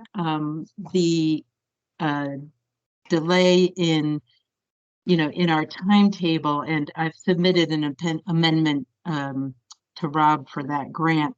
There are a number of reasons there have been delays. One is we lost, unfortunately, our administrator last spring, and then our next administrator went on to become the executive director of VCBB. So we've had some months without administrators, and that was part of the delay. And part of it was just we have options for potential partners that we are doing the due diligence on. So we have not signed the MOU yet. But between the legal fees and the assuming that our request for that shifting of the funds and that $120,970, what we've asked for is a slight shift in the funds, the savings from having the USDA grant and the savings from having volunteers serve as the executive director for some of those months. We want to use some of those to do a business plan and sign that contract before the end of the year. I think there's another small grant that might show in our financials. We will have used that by the end of the year. That was the remainder of a Green Mountain Fund grant that we received early on through LCPC. This is before we were officially able to get grants. Larry, do you have anything to add? Our end of year estimate shows pretty much either a break even or maybe under 1,000 surplus for our estimate of using all the funds that we have. I would just say my short summary of that is that the CUD will have very little funds going into 2022 unless it receives an appropriation for capacity from the VCBB. I neglected to mention, we collaborated with NEK Broadband so that they could get an additional CARES grant. It's a pass through through Lamoille FiberNet because we couldn't use our full allocation for CARES funding. And there is an administrative percent in that grant that can come to us. As I understand it, it would have to be used by the end of December, and probably that's 21,000. I don't foresee us being able to use that. It might go to NEK. When we're closer to the end of December, we'll know. But that's not something we can carry over into 2022. Did that answer all the questions about the grants and where we are? Holly, is that good? Good for me. Okay. All right, other questions? On the grant in general? Yeah, of Lamoille, of this grant request, yes. Yeah, I have a question. Again, I'm going to continue to beat on poll study stuff. You talk about poll study done by Matrix was incomplete. What does that mean? Does that mean you've got to do the poll study again where Matrix? Well, it doesn't cover all of the areas that we're currently exploring. Elmore is, we think we're going to be adding them very soon. We're just waiting for it to be finalized by their select board. There's been some hang up with that. So does that mean you're not going to do another poll study where Matrix did the poll study? In other words, Matrix did all series. I don't think we're going to need, well, you know, because this lovely article from Chris Recchia at ValleyNet points out a lot of my concerns as we get out, as I'm talking to people. We'll have areas where we've got power lines that don't have any stuff on it, and they're completely separate from the telecom poles. All of the poles in our area are either co-owned by VEC or consolidated. So we have to go out and ascertain a real inventory of what is there. Yeah, so this is so the Matrix poll data the Matrix study was done on an overlay of where there was already VEC data. So this is where I get frustrated with the poll study stuff. We keep pumping money into poll studies. This would be like the third poll study for particular polls. And this, I'm just telling you why this was an issue. I don't want to fall on the sword for it because it really, you know, there's some bigger issues than this. But we really have these CUDs doing poll studies, and I'm not sure what we're trying to get out of it. Maybe that's not important but I do see this one, your particular one. Matrix had done a poll study on top of where the poll data already existed for VEC. And now we possibly might be doing a third poll study on the same polls. No, not on the, can I jump in here, please? The Matrix study that was done before was a partial part of our region, just the priority areas we thought we'd be building in first. The poll study we're talking about now doesn't necessarily recover those areas. Oh, that's what I'm asking. That's a really good point. And Larry, you had your hand up. Yeah, first to make the same point Jane just did, which the data collected by Matrix was sufficient. It's what we asked for. There's probably a small possibility that some of there have been new attachments subsequently. We'll need to be aware of those. But the value of the poll data collection or verification, it's important for all the reasons that ValleyNet laid out very well in their letter. I almost, when I first saw this morning, I thought they did it for our benefit because it's the same question you asked us. So believe me, I'm stingy. I'm a skeptic about spending money on something that's seemingly already available, but there are a lot of nuances to the information that are collected in that poll verification process that are lost if you just take a data set from the poll owner. In addition, there's no such data set forthcoming from the telephone company, so those have to be discovered in the field. And third, there are a number of municipal utilities within the Lamoille district that either do not or want to gather secondhand will not just hand over their data set to anybody. So maybe we can persuade them otherwise, but otherwise we're gonna have to go out and find those poles and see what's on them. Additionally, I think the initial poll study did not go into inventories in already served areas, which we will, regardless of how we end up building out, we'll be going through those areas and needing to attach in already served areas. So we need information on all of those, what I'll call pass-through poles.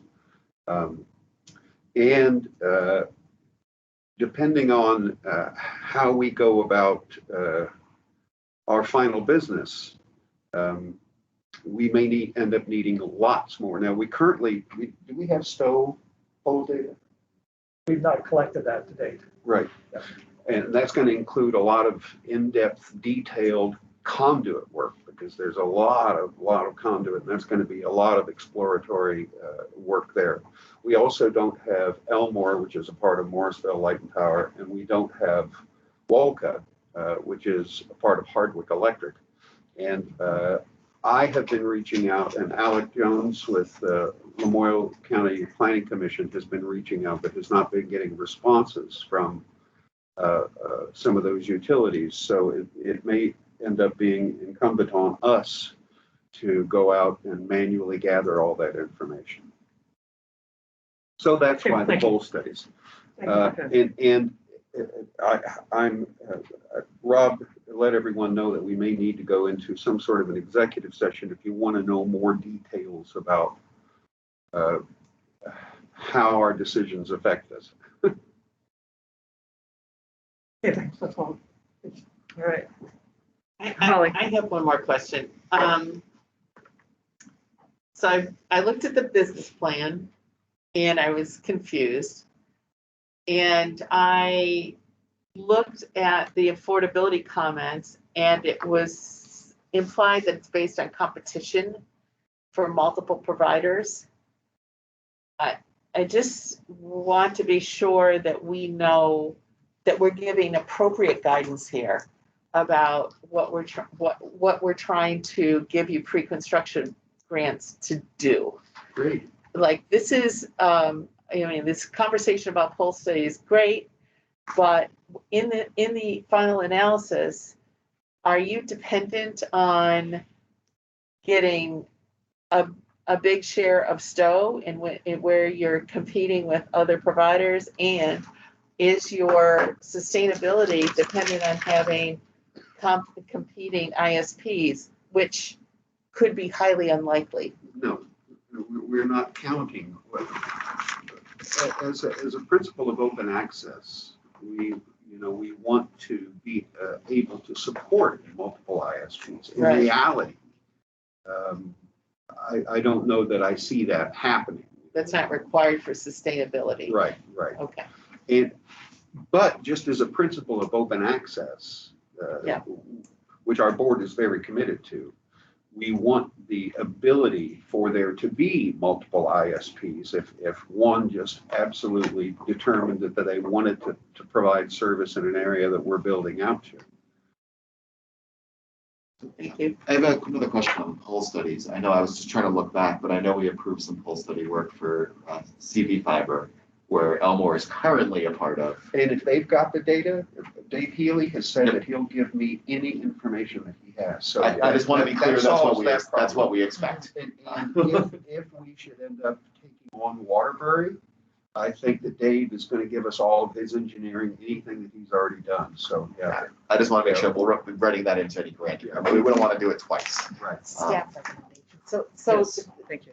So, is it correct, given that there's been an incomplete transfer of data, that the staff recommendation here is for $313,885? That was the recommendation pending the receipt of additional information.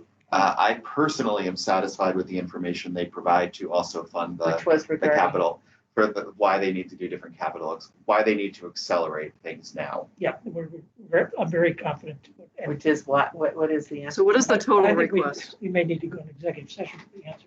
The total request would be for the total amount of their grant application. Do you have it offhand? If not, I'll need to pull it up as well. 1.1 million, something.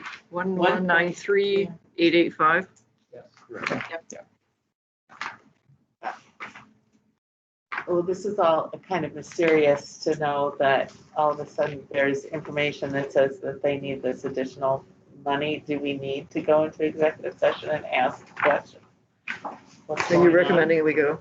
Because I think there's a question of Yes, I what, think we what should. is that expenditure and why, how can we make it now based on the absence of the full study, based on how preliminary this particular CUD is in the process? Yeah, I'll move that we move into executive session due to, Contractual negotiations. Proprietary information, the early disclosure of which could be Yes. detrimental to the Thank you. CUD. that's what I said. Is there a second? Thank you, Holly. Is there a second? Second. Holly seconded. All those in favor? Say aye. Aye. Any opposed? All right. we'll So, move into so there was executive. another meeting, so I'm gonna temporarily close this meeting. There was another invite sent out to you, Jane, and you, Laura, that we will connect via that one. We're not gonna have as much video Can you going on. Send it out to Sean Kayo as well. You may want to- It's a different Okay, applicant okay. at this point. Association out as well. Association will need to leave. Thank you, Will. No worries. Okay, So so. Won't leaving- take long, I don't think. we will be, yeah, this won't take long. We will be back soon, everybody.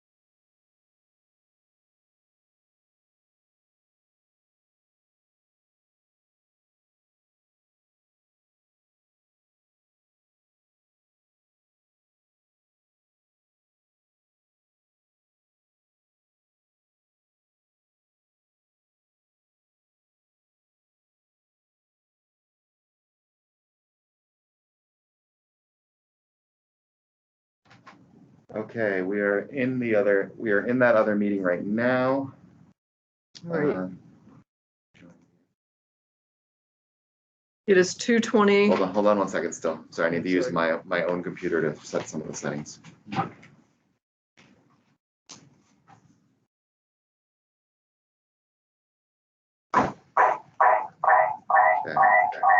We're good.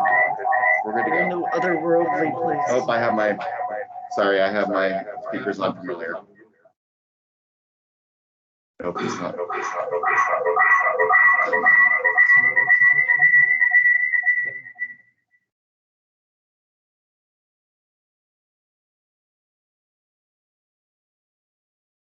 Okay, it should be ready now. All right, it's 2:21. We are out of executive session. There was no action taken in executive session. Left before us is the Lamoille Fiber Net grant request of 1.193885 million. Correct? Correct. Can you confirm that everybody can hear? Laura, can you hear us? Yes, Excellent. yes. All right, is there a motion for this grant?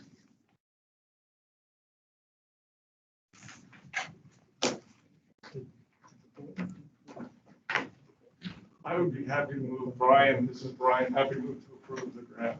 All right, seconded by Patty. In the amount of 1.193885. Any discussion, any further discussion? All those in favor say aye. Aye. Aye. Aye. Any opposed? The ayes have it. Congratulations. Thank you Thank very you. much. Thank you for your support. Good luck. Thank you. Thank you for your support and your time. Thank Good you. luck, Thank you guys. for all your time and hard work. Okay, we should invite Will back in. Yes. Oh, yeah. Someone wouldn't mind. grabbing Dashing him. to the hall. Dashing. Right there. Thank you very much. I want to make sure we have. Sean, if you are here, you can turn your video on again and, yeah, okay. And should I also make Emily? Yeah. Yes. He's in the rush, he's in the rush. Oh, perfect. Okay, Emily, you are also spotlighted. Are you there? I should be good. Hi, Rob. Yeah, I'm there, Hello. but I'm going to be presenting. Oh, okay. I will take you off spotlight then.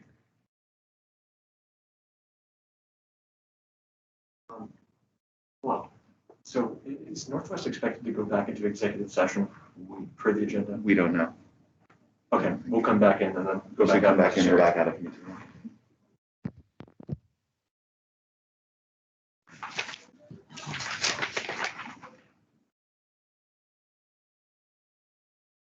Rob is aware, Total but amount I'll, of Northwest grant request. Northwest is 670,652.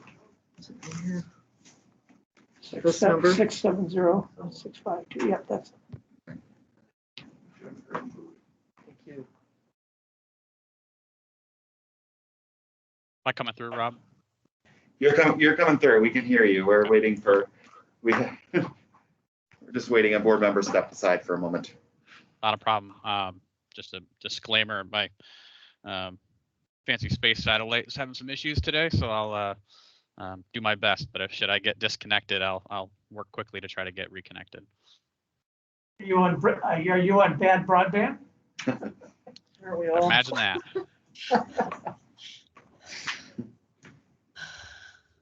So, Hey, where do you live? Underhill. You have good connection? Crappy. Super crappy. Sorry. I don't think, is Underhill part of us? Yeah, is Underhill? I was gonna no, ask you Underhill's that. not part of a Yeah. CUD at this point. There's I'm some gonna work for ask you. them. Yeah, there's some work for you. Who would they be part of? Well, there's no CUD that like has a majority of Chittenden County, but they would border CV and they'd be close to Lamoille as well. Essentially Northwest. We'll see. Potentially Northwest. Probably Lamoille is probably the closest. I mean, they're abutting Cambridge and town of Cambridge. Yeah, it's don't remember exactly what it is, but Lamoille and CV are certainly the closest. Mhm. As if I was hitting Cambridge and up through Belvedere. All right. Staff, do you want to kick this one off? Sure. Your recommendation summary. We're recommending we approve the $670,652. The reason being that, Northwest, I'm happy that Northwest is coming in with this proposal. We're happy we're coming in with this proposal because the proposal will fund detailed design and a revised business, actually, you did a business plan, which is that. This one's not. This was not. We have that funded elsewhere, and we have the. Well, anyway, you're gonna do additional funds kind of production of a phase 1 design. Yes. Okay, that's good. Yes. And it's a project manager. So to ensure that they can be more hands-on with the design efforts and business planning. And of course, getting the detailed design is our #1 goal right now. So This also incorporates, they've added, since they were approved, they've added three towns, and unless you have more to tell me already, you seem to be on quite the expansion track. We're North Hero is this evening.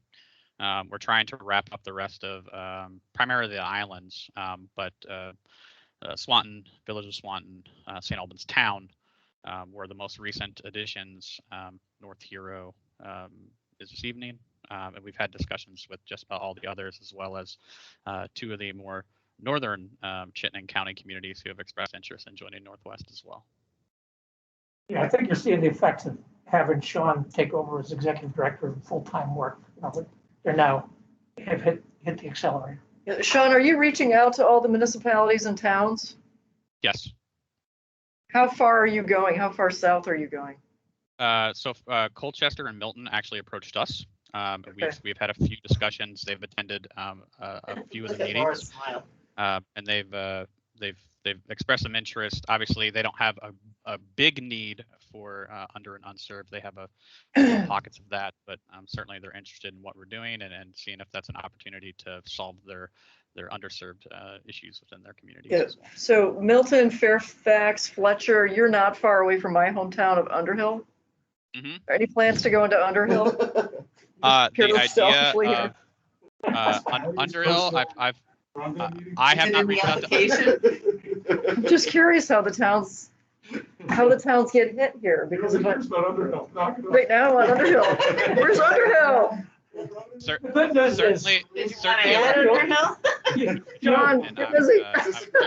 You only need to announce your conflict of interest. Exactly.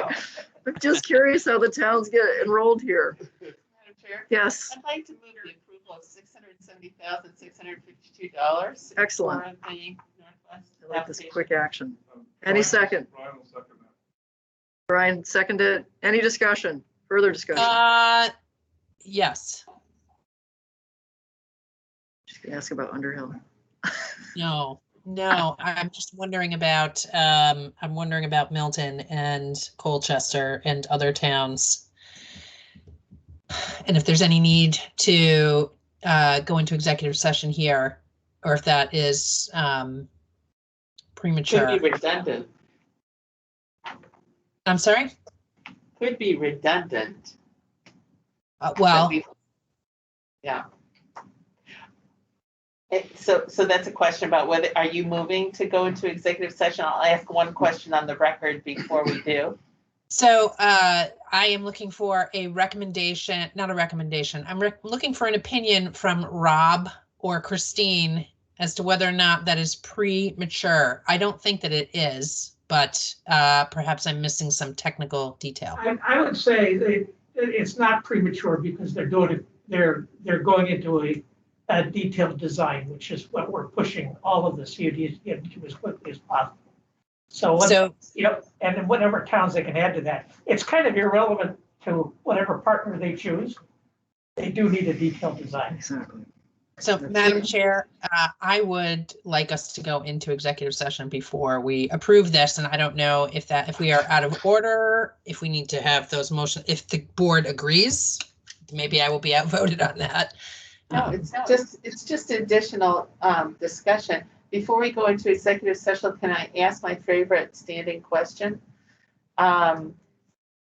Where are you, Sean, with the use of the other funding that you have received? Like, what's your balance? From the last round from the VCBB? Well, I think that's really what I'm asking is it's too mature. It's too early for you to have a balance or not from what we heard last time. And I can't remember sitting here whether or not you had a balance from any prior grants. Sean, if possible, if you can move your microphone closer to your mouth. Thank you. How's that better? That's better. Yeah. Perfect. We did receive some funds through H315. I don't know the balance offhand, but that was in part to have some administrative support, some consulting support, as well as bookkeeping, which we were going to make that selection here shortly. We struggled to find an accountant for some reason. And USDA, which was organizational capacity. Again, it was, and then enhancement of the business plan is also a part of that as well, should we need it. We have not used the USDA fund yet, and we were funded, my position, the executive director position was funded primarily, currently under H315. It was funded through to the end of the year, and then Act 71 or H360. Hey, Sean, do you want to turn off your video to see if that helps with the connection? I think we can't hear you because of bandwidth issues. Sure. Might not. We'll try. So did he say that they got USDA funding for business plan, the same business plan that we're funding here? No, we're not funding a business plan here. That was an error. That was detailed design only. Detailed. Yes. Okay. Okay, thank you.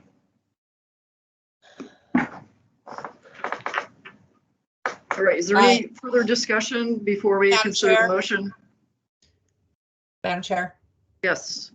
So are we going to be able to go into executive session prior to doing Yes. this? If so, does it make Yes. sense to, is anyone from Lemoyle still here? Does it make sense to resend them? Okay. We can ask Jane. We can see if Jane is still online. I don't know if she is. She is. She is. So We can ask James to join Sean will in. need the exec link if the rest of the board agrees to go in. There's a hand up. Let's see who the hand is. Sorry. It may be Mary Kay. Hold on. It is. It is Mary Kay. Don't forget me. Oh, yeah, good point. Go ahead, Mary Kay. No, she said don't Hi, forget. I just said Oh. don't forget me for executive, please, Rob. Thank you. Oh, okay. Sean, if you would share that invite with Mary Kay, please. Yep. Is it the same link as before? Yes, it's the same link as before for the executive sessions. All right, are we going into executive session to consider contractual matters similar to Yes. what we discussed at the last executive session? Okay. So do we need, can we do that with the motion on the table? Yeah. Okay. So Do you Laura, you moved, we're going into executive session because premature disclosure. It's proprietary information, the premature disclosure of which could damage the applicant. And I guess we could, and is your question, Laura, shall we vote on going into executive session? We should. That's Yes. my understanding how. So there's a motion on the floor. I'm going to second that motion. Is there any discussion? All those in favor of going into executive session, please say aye. Aye. Aye. Opposed, no. And you should make a separate as to who's going to go into executive session. All right, we are inviting into executive session representatives from Northwest CUD and also representatives from Lemoyle Fiber Net. Okay. So I'm going to end this one and then we'll open up the other channel. See y'all in a bit. Thank you.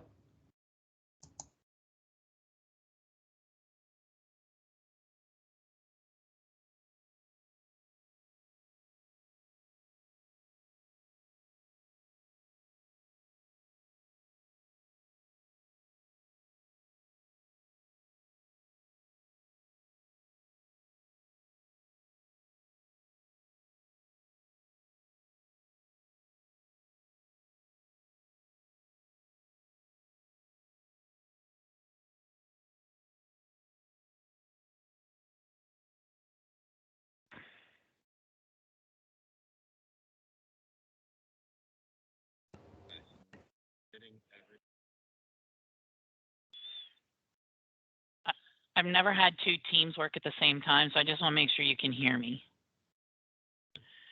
Can hear you. Awesome. I did it right. Thank you.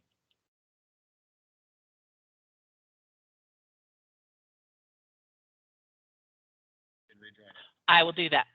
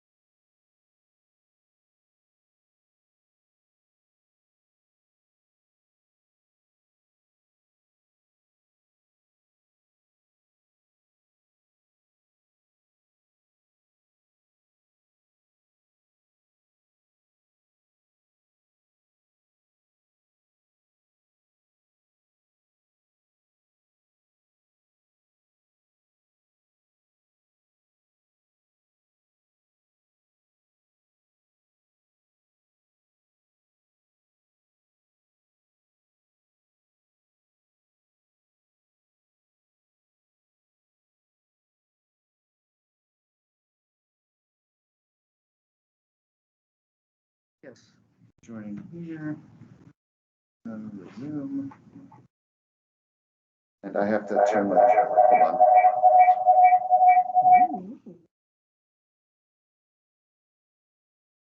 I feel like I've gone to space. Exactly. The Jetsons are zinging by. Okay. Okay, we are back. I will let Will know that we are back. Okay. And we are recording. Okay. It is 2:49. We are back in executive session. Rob is going to step out quickly to, can you hear us, Laura? You're muted? Yes. Okay. Yes, out of executive session. 2:49, we are out of executive session. No action was taken in executive session. We merely discussed contractual matters, trade secret matters. There was a motion on the floor before we went into executive session. That was, I don't know who made the motion. Holly made it. Who seconded? Brian seconded. Any further discussion? All those in favor of the motion to approve Northwest CUD in the amount of $670,652, please say aye. Aye. Aye. Any opposed?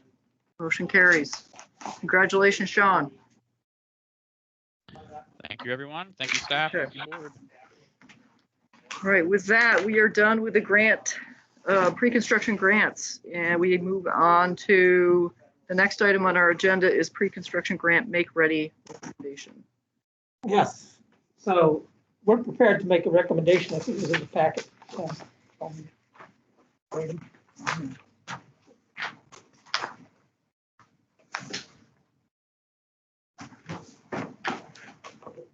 right, can you summarize it for us? Yeah, essentially what our recommendation is that we allow make-ready for the 18-month, we're making these pre-construction grants available for an 18-month window, and that we allow the use of make-ready funds so that the CUDs can actually.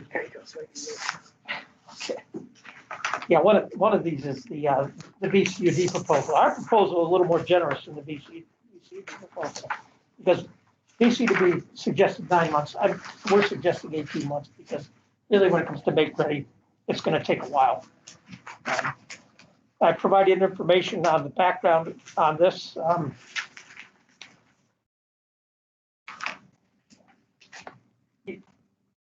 I'll just read the discussion.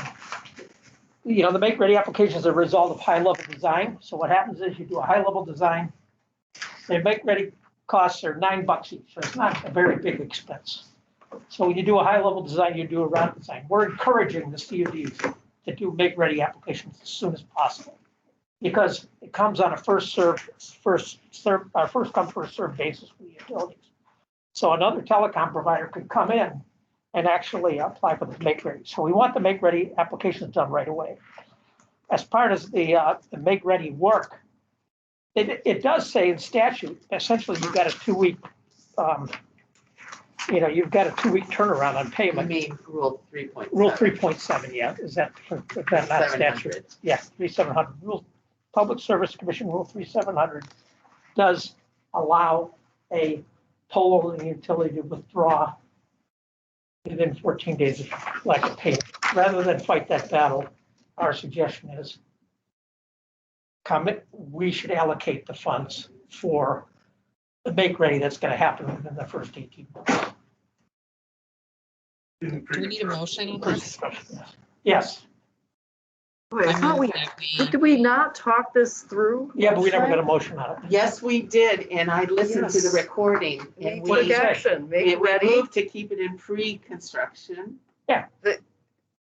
make No. ready was to be in No. construction. In construction, but I And just mean the license fee. The license fee, Yeah. the license application fee, whatever that is, the $9, $7, the whatever that application is. is So your is in- proposal is that we revoke our motion. Oh, no, I'm adding to the motion. I'm adding that you allow make-ready, the actual make-ready work as part of pre-construction as well, in addition to the make-ready application. And by work, you mean actually paying the pole owner's cost estimate to do the make-ready construction up in the air. Yes, because it will be guided by detailed design. That's just that.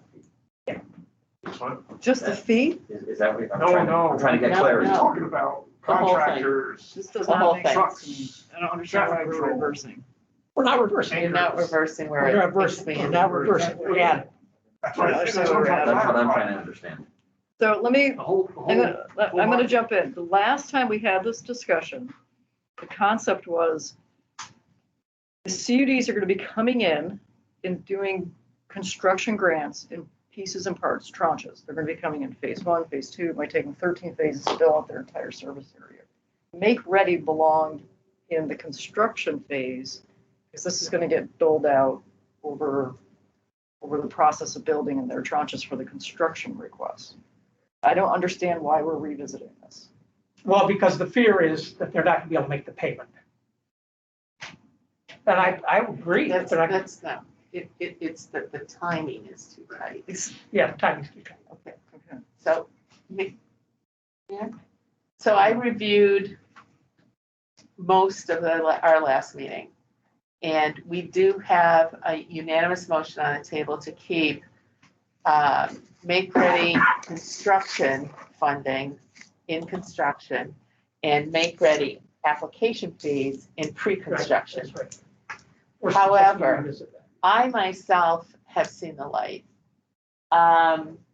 I do not say this on the basis of some spurious legal grounds that were saying that, oh, it's only allowed in pre-construction and not in construction. I think those divisions are false because I could go into the reasons, but I won't. What I think we're trying to do here is give the CUDs maximum flexibility to be in control of their destinies. And if we were to approve this, there is something that I think we need to be sure we get from staff. And that is the expenditure of the expenditure of make-ready construction that is consistent, not with a business plan, but with the detailed design. And so you don't get your construction, make-ready construction funding unless you have your business plan, your detailed design in place, and you can show what you are funding that is consistent with the next phase of that design. I think that's really the issue here is we've been trying to not put this big ball of funding in play until we have the assurances of the other homework being done. And I'm thinking because of the timing of Rule 3.700, that what we would have to do is make sure that the grant administration takes care of that timing issue and ensuring that prudent use of funding is being adhered to.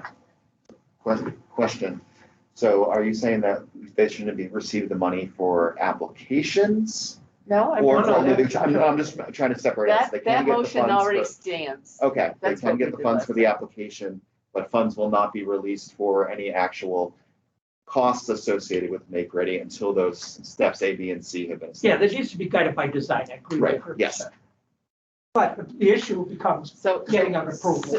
So we would be, Patty, to your point, making a separate motion to now move make-ready construction funding into the pre-construction phase based on specific conditions. That's what I think the proposal on the table is. Are CUDs asking for this change? Who's Yes, you initiating need to ask this? for this change, and I agree with them, because in reviewing Rule 3.700, they run the risk that, here's what happens if they miss that window. They miss that window, another telecom provider can come in and tie them up for 2 years. Well, here's the thing that I think is kind of crazy about what's going on here, is there's all this fear. Right. I have heard of no concrete examples. Quite the opposite. We've heard from the distribution utilities, if you guys can get us just rough routing by year, GMP said they're willing to consider going 5x higher on make-ready resources and preparation. VEC said up from 100 miles to 500 miles. Peter said that. Yeah. And who was it? FX, was it you last week or was it Wasn't me. Irv? Who Probably Irv pointed out rightfully that the 2-week enforcement is at the discretion of the distribution utility and is not, is And you parties can make an arrangement. Parties can make that arrangement, which all we've seen from the distribution utilities is cooperation, collaboration, and a request for early information. So I just don't have this fear that you're expressing, and that actually I didn't hear it in the CUD language either. So, like, I mean, but my let's takeaway chill. from what I heard with the utilities is there's only so much they can do at a time. They can't, if we pile down $100 million for Make Ready Mill, I'm just being extreme. It's not that utilities can magically go run around and go do things that quickly, because it's going to take a process to roll it out. They need a phased approach, just like the CUDs need a phased approach to build this stuff out. Right. That's what I heard. But they're not asking for, get me all your applications. They're asking for, hey, if you knew in the 2020 construction season, pick a CUD. If you knew in the 2020 construction season, you were going to estimate needing 200 miles of Make Ready, give us the general routing. It doesn't have to be exact, doesn't have to be perfect. Give us the towns, give us the general routing you think even if you're not to detailed design yet, just so that we can start looking at what that might look like from a resource standpoint. Because if you wait until April to send them that, if they need to arrange additional resources, you've already lost half the construction season, right? If you do it in December or January, they've got more lead time to do that. We're kind of replowing around on that one, because they're going to get their Make Ready applications right away. For how much? For $9 a pole. No, for what period of time? 2022 construction. Well, we haven't even put limits on that. As a board, you said it's okay to use pre-construction funds for Make Ready applications. Yeah. So that one's done. They're going to get their routes. The issue is the language in 3700. They might be assuring us that it's okay, but what happens when somebody like a larger telecom company comes in and challenges that and says, so the fear is competition from commercial providers will tie them up in the 3.700 process by submitting applications that preclude the utilities from looking at their applications. But it would be for broadband expansion. That would be horrible. Well, there's no guarantee that it would be built. Right. I mean, they would have to be doing this as just as a nasty. And by the way, the way I look at it is, it doesn't matter if you're going to be, if we agree it's directed by the design, then this is putting this restriction on is an unnecessary step, because the issue is coming to the board for approval and having this 2-week window to get paid, and then being able to execute that through the state process.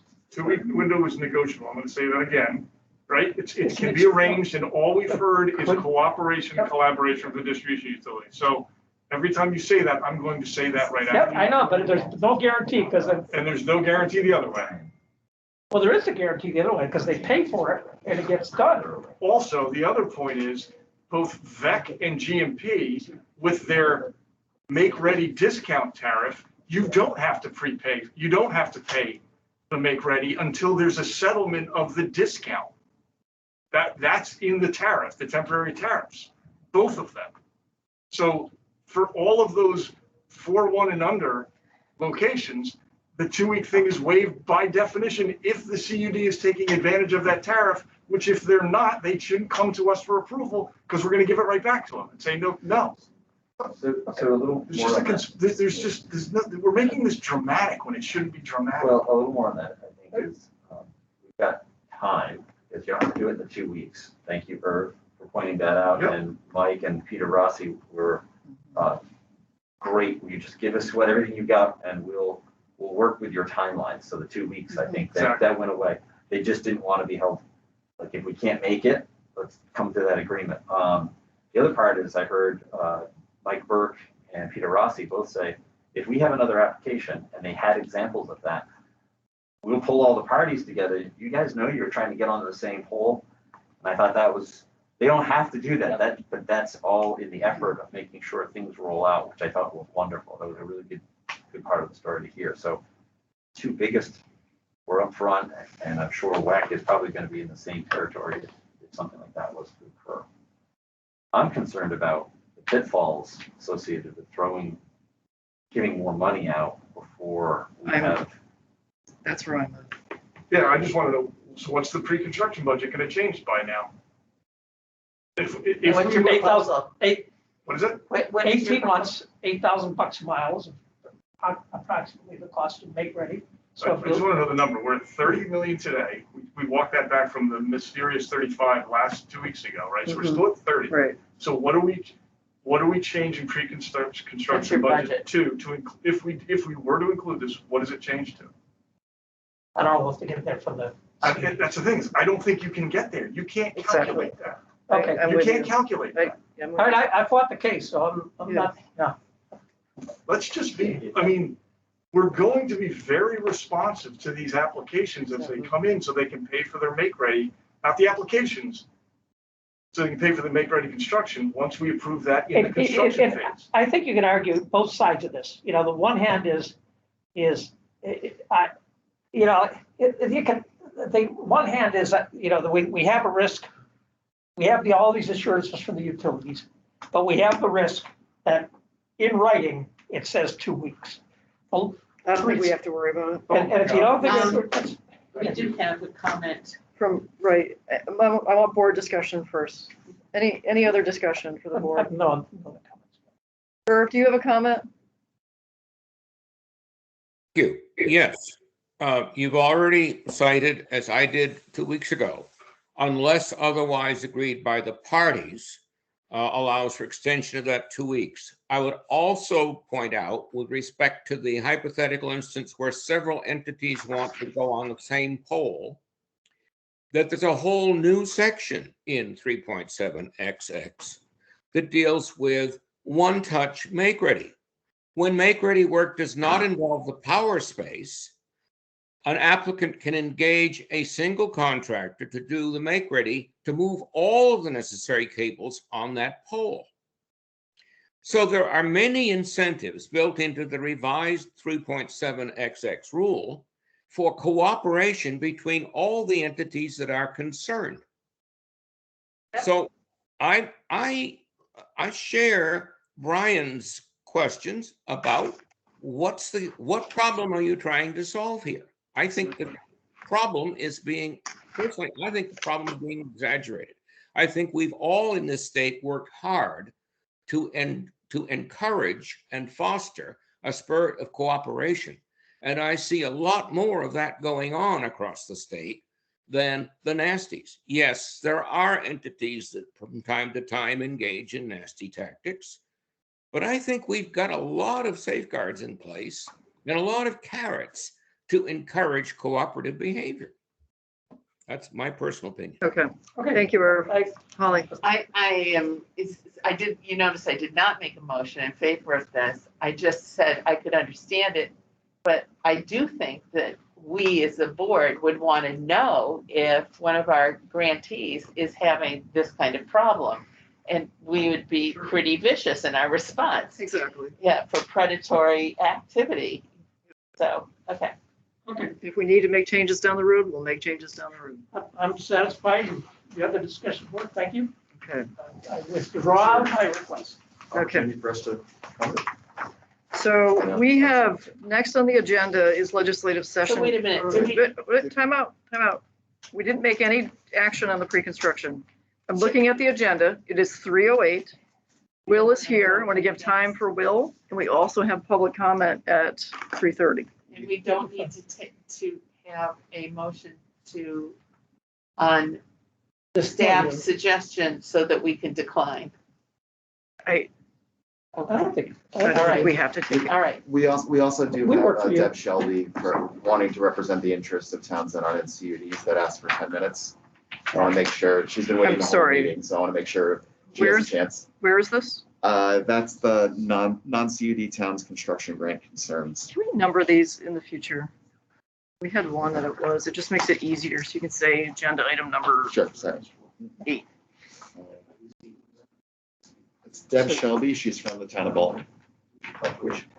Bolton. All right, can we take her, we'll take her after public comment, depending on how long Will goes.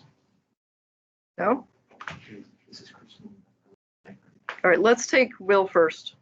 And Maybe we'll Will, go then from there and see how much time we have. Yeah, I think that the CUDs and myself would like to talk now regarding the make-ready issue. The CUDA does have to support the recommendations of the staff. Although our concerns may be unfounded and, hopefully are, regarding the crowding out effect and the multiplier effect for the delays that we anticipate from the way that make-ready is constructed now. We think those concerns should be addressed anyway. We think that construction, the actual make-ready work should be able to be funded through pre-construction because of CUDs that we have applying for these grants right now, that think that it would be greatly in their best interest to have that kind of funding available prior to when the construction grants are available to be funded. So we do have to voice our strong support for the recommendations and advise the board to amend the motion of November 1st. Good points made on both sides, but we think that the concerns can be addressed without causing a significant issue, and that would give a lot better assurance for CUDs that anticipate possible delays. So we do have to voice our support for that. As for other updates, in the interest of brevity, I think we'll defer to the other elements on the agenda. Thank you, Will. All right, with that, we have plenty of time to take Deb Shelby. This is non-CUD towns construction grant concerns. So, Madam Chair, Yes. maybe Laura. just under Will, at the next meeting, could we leave some time to ask the CUD some questions also? Maybe this is not the appropriate time to ask for that, but. Can you be more specific? To ask them about the policy change about make ready? Any number of things, ask them for information to just, I feel like I would like to have a longer conversation with Will pretty much every time he is with us. So that's all. I'm open to questions now. I think that I don't know what time it is, but. Well, I appreciate that we're moving on and that we have a pretty tight timeline, but. Yeah, we have time, Laura. I will. And FX Fund is here as well, so. Yeah. I'm happy to give you time. I mean, Sorry, Deb, we'll be back to you soon. If I may, I don't think we would have any trouble working up a ballpark estimate of what we think that this might need, what this might cost in the short term between now and when the construction grants are available. Because really that's what we're talking about. We're talking about this gap in time.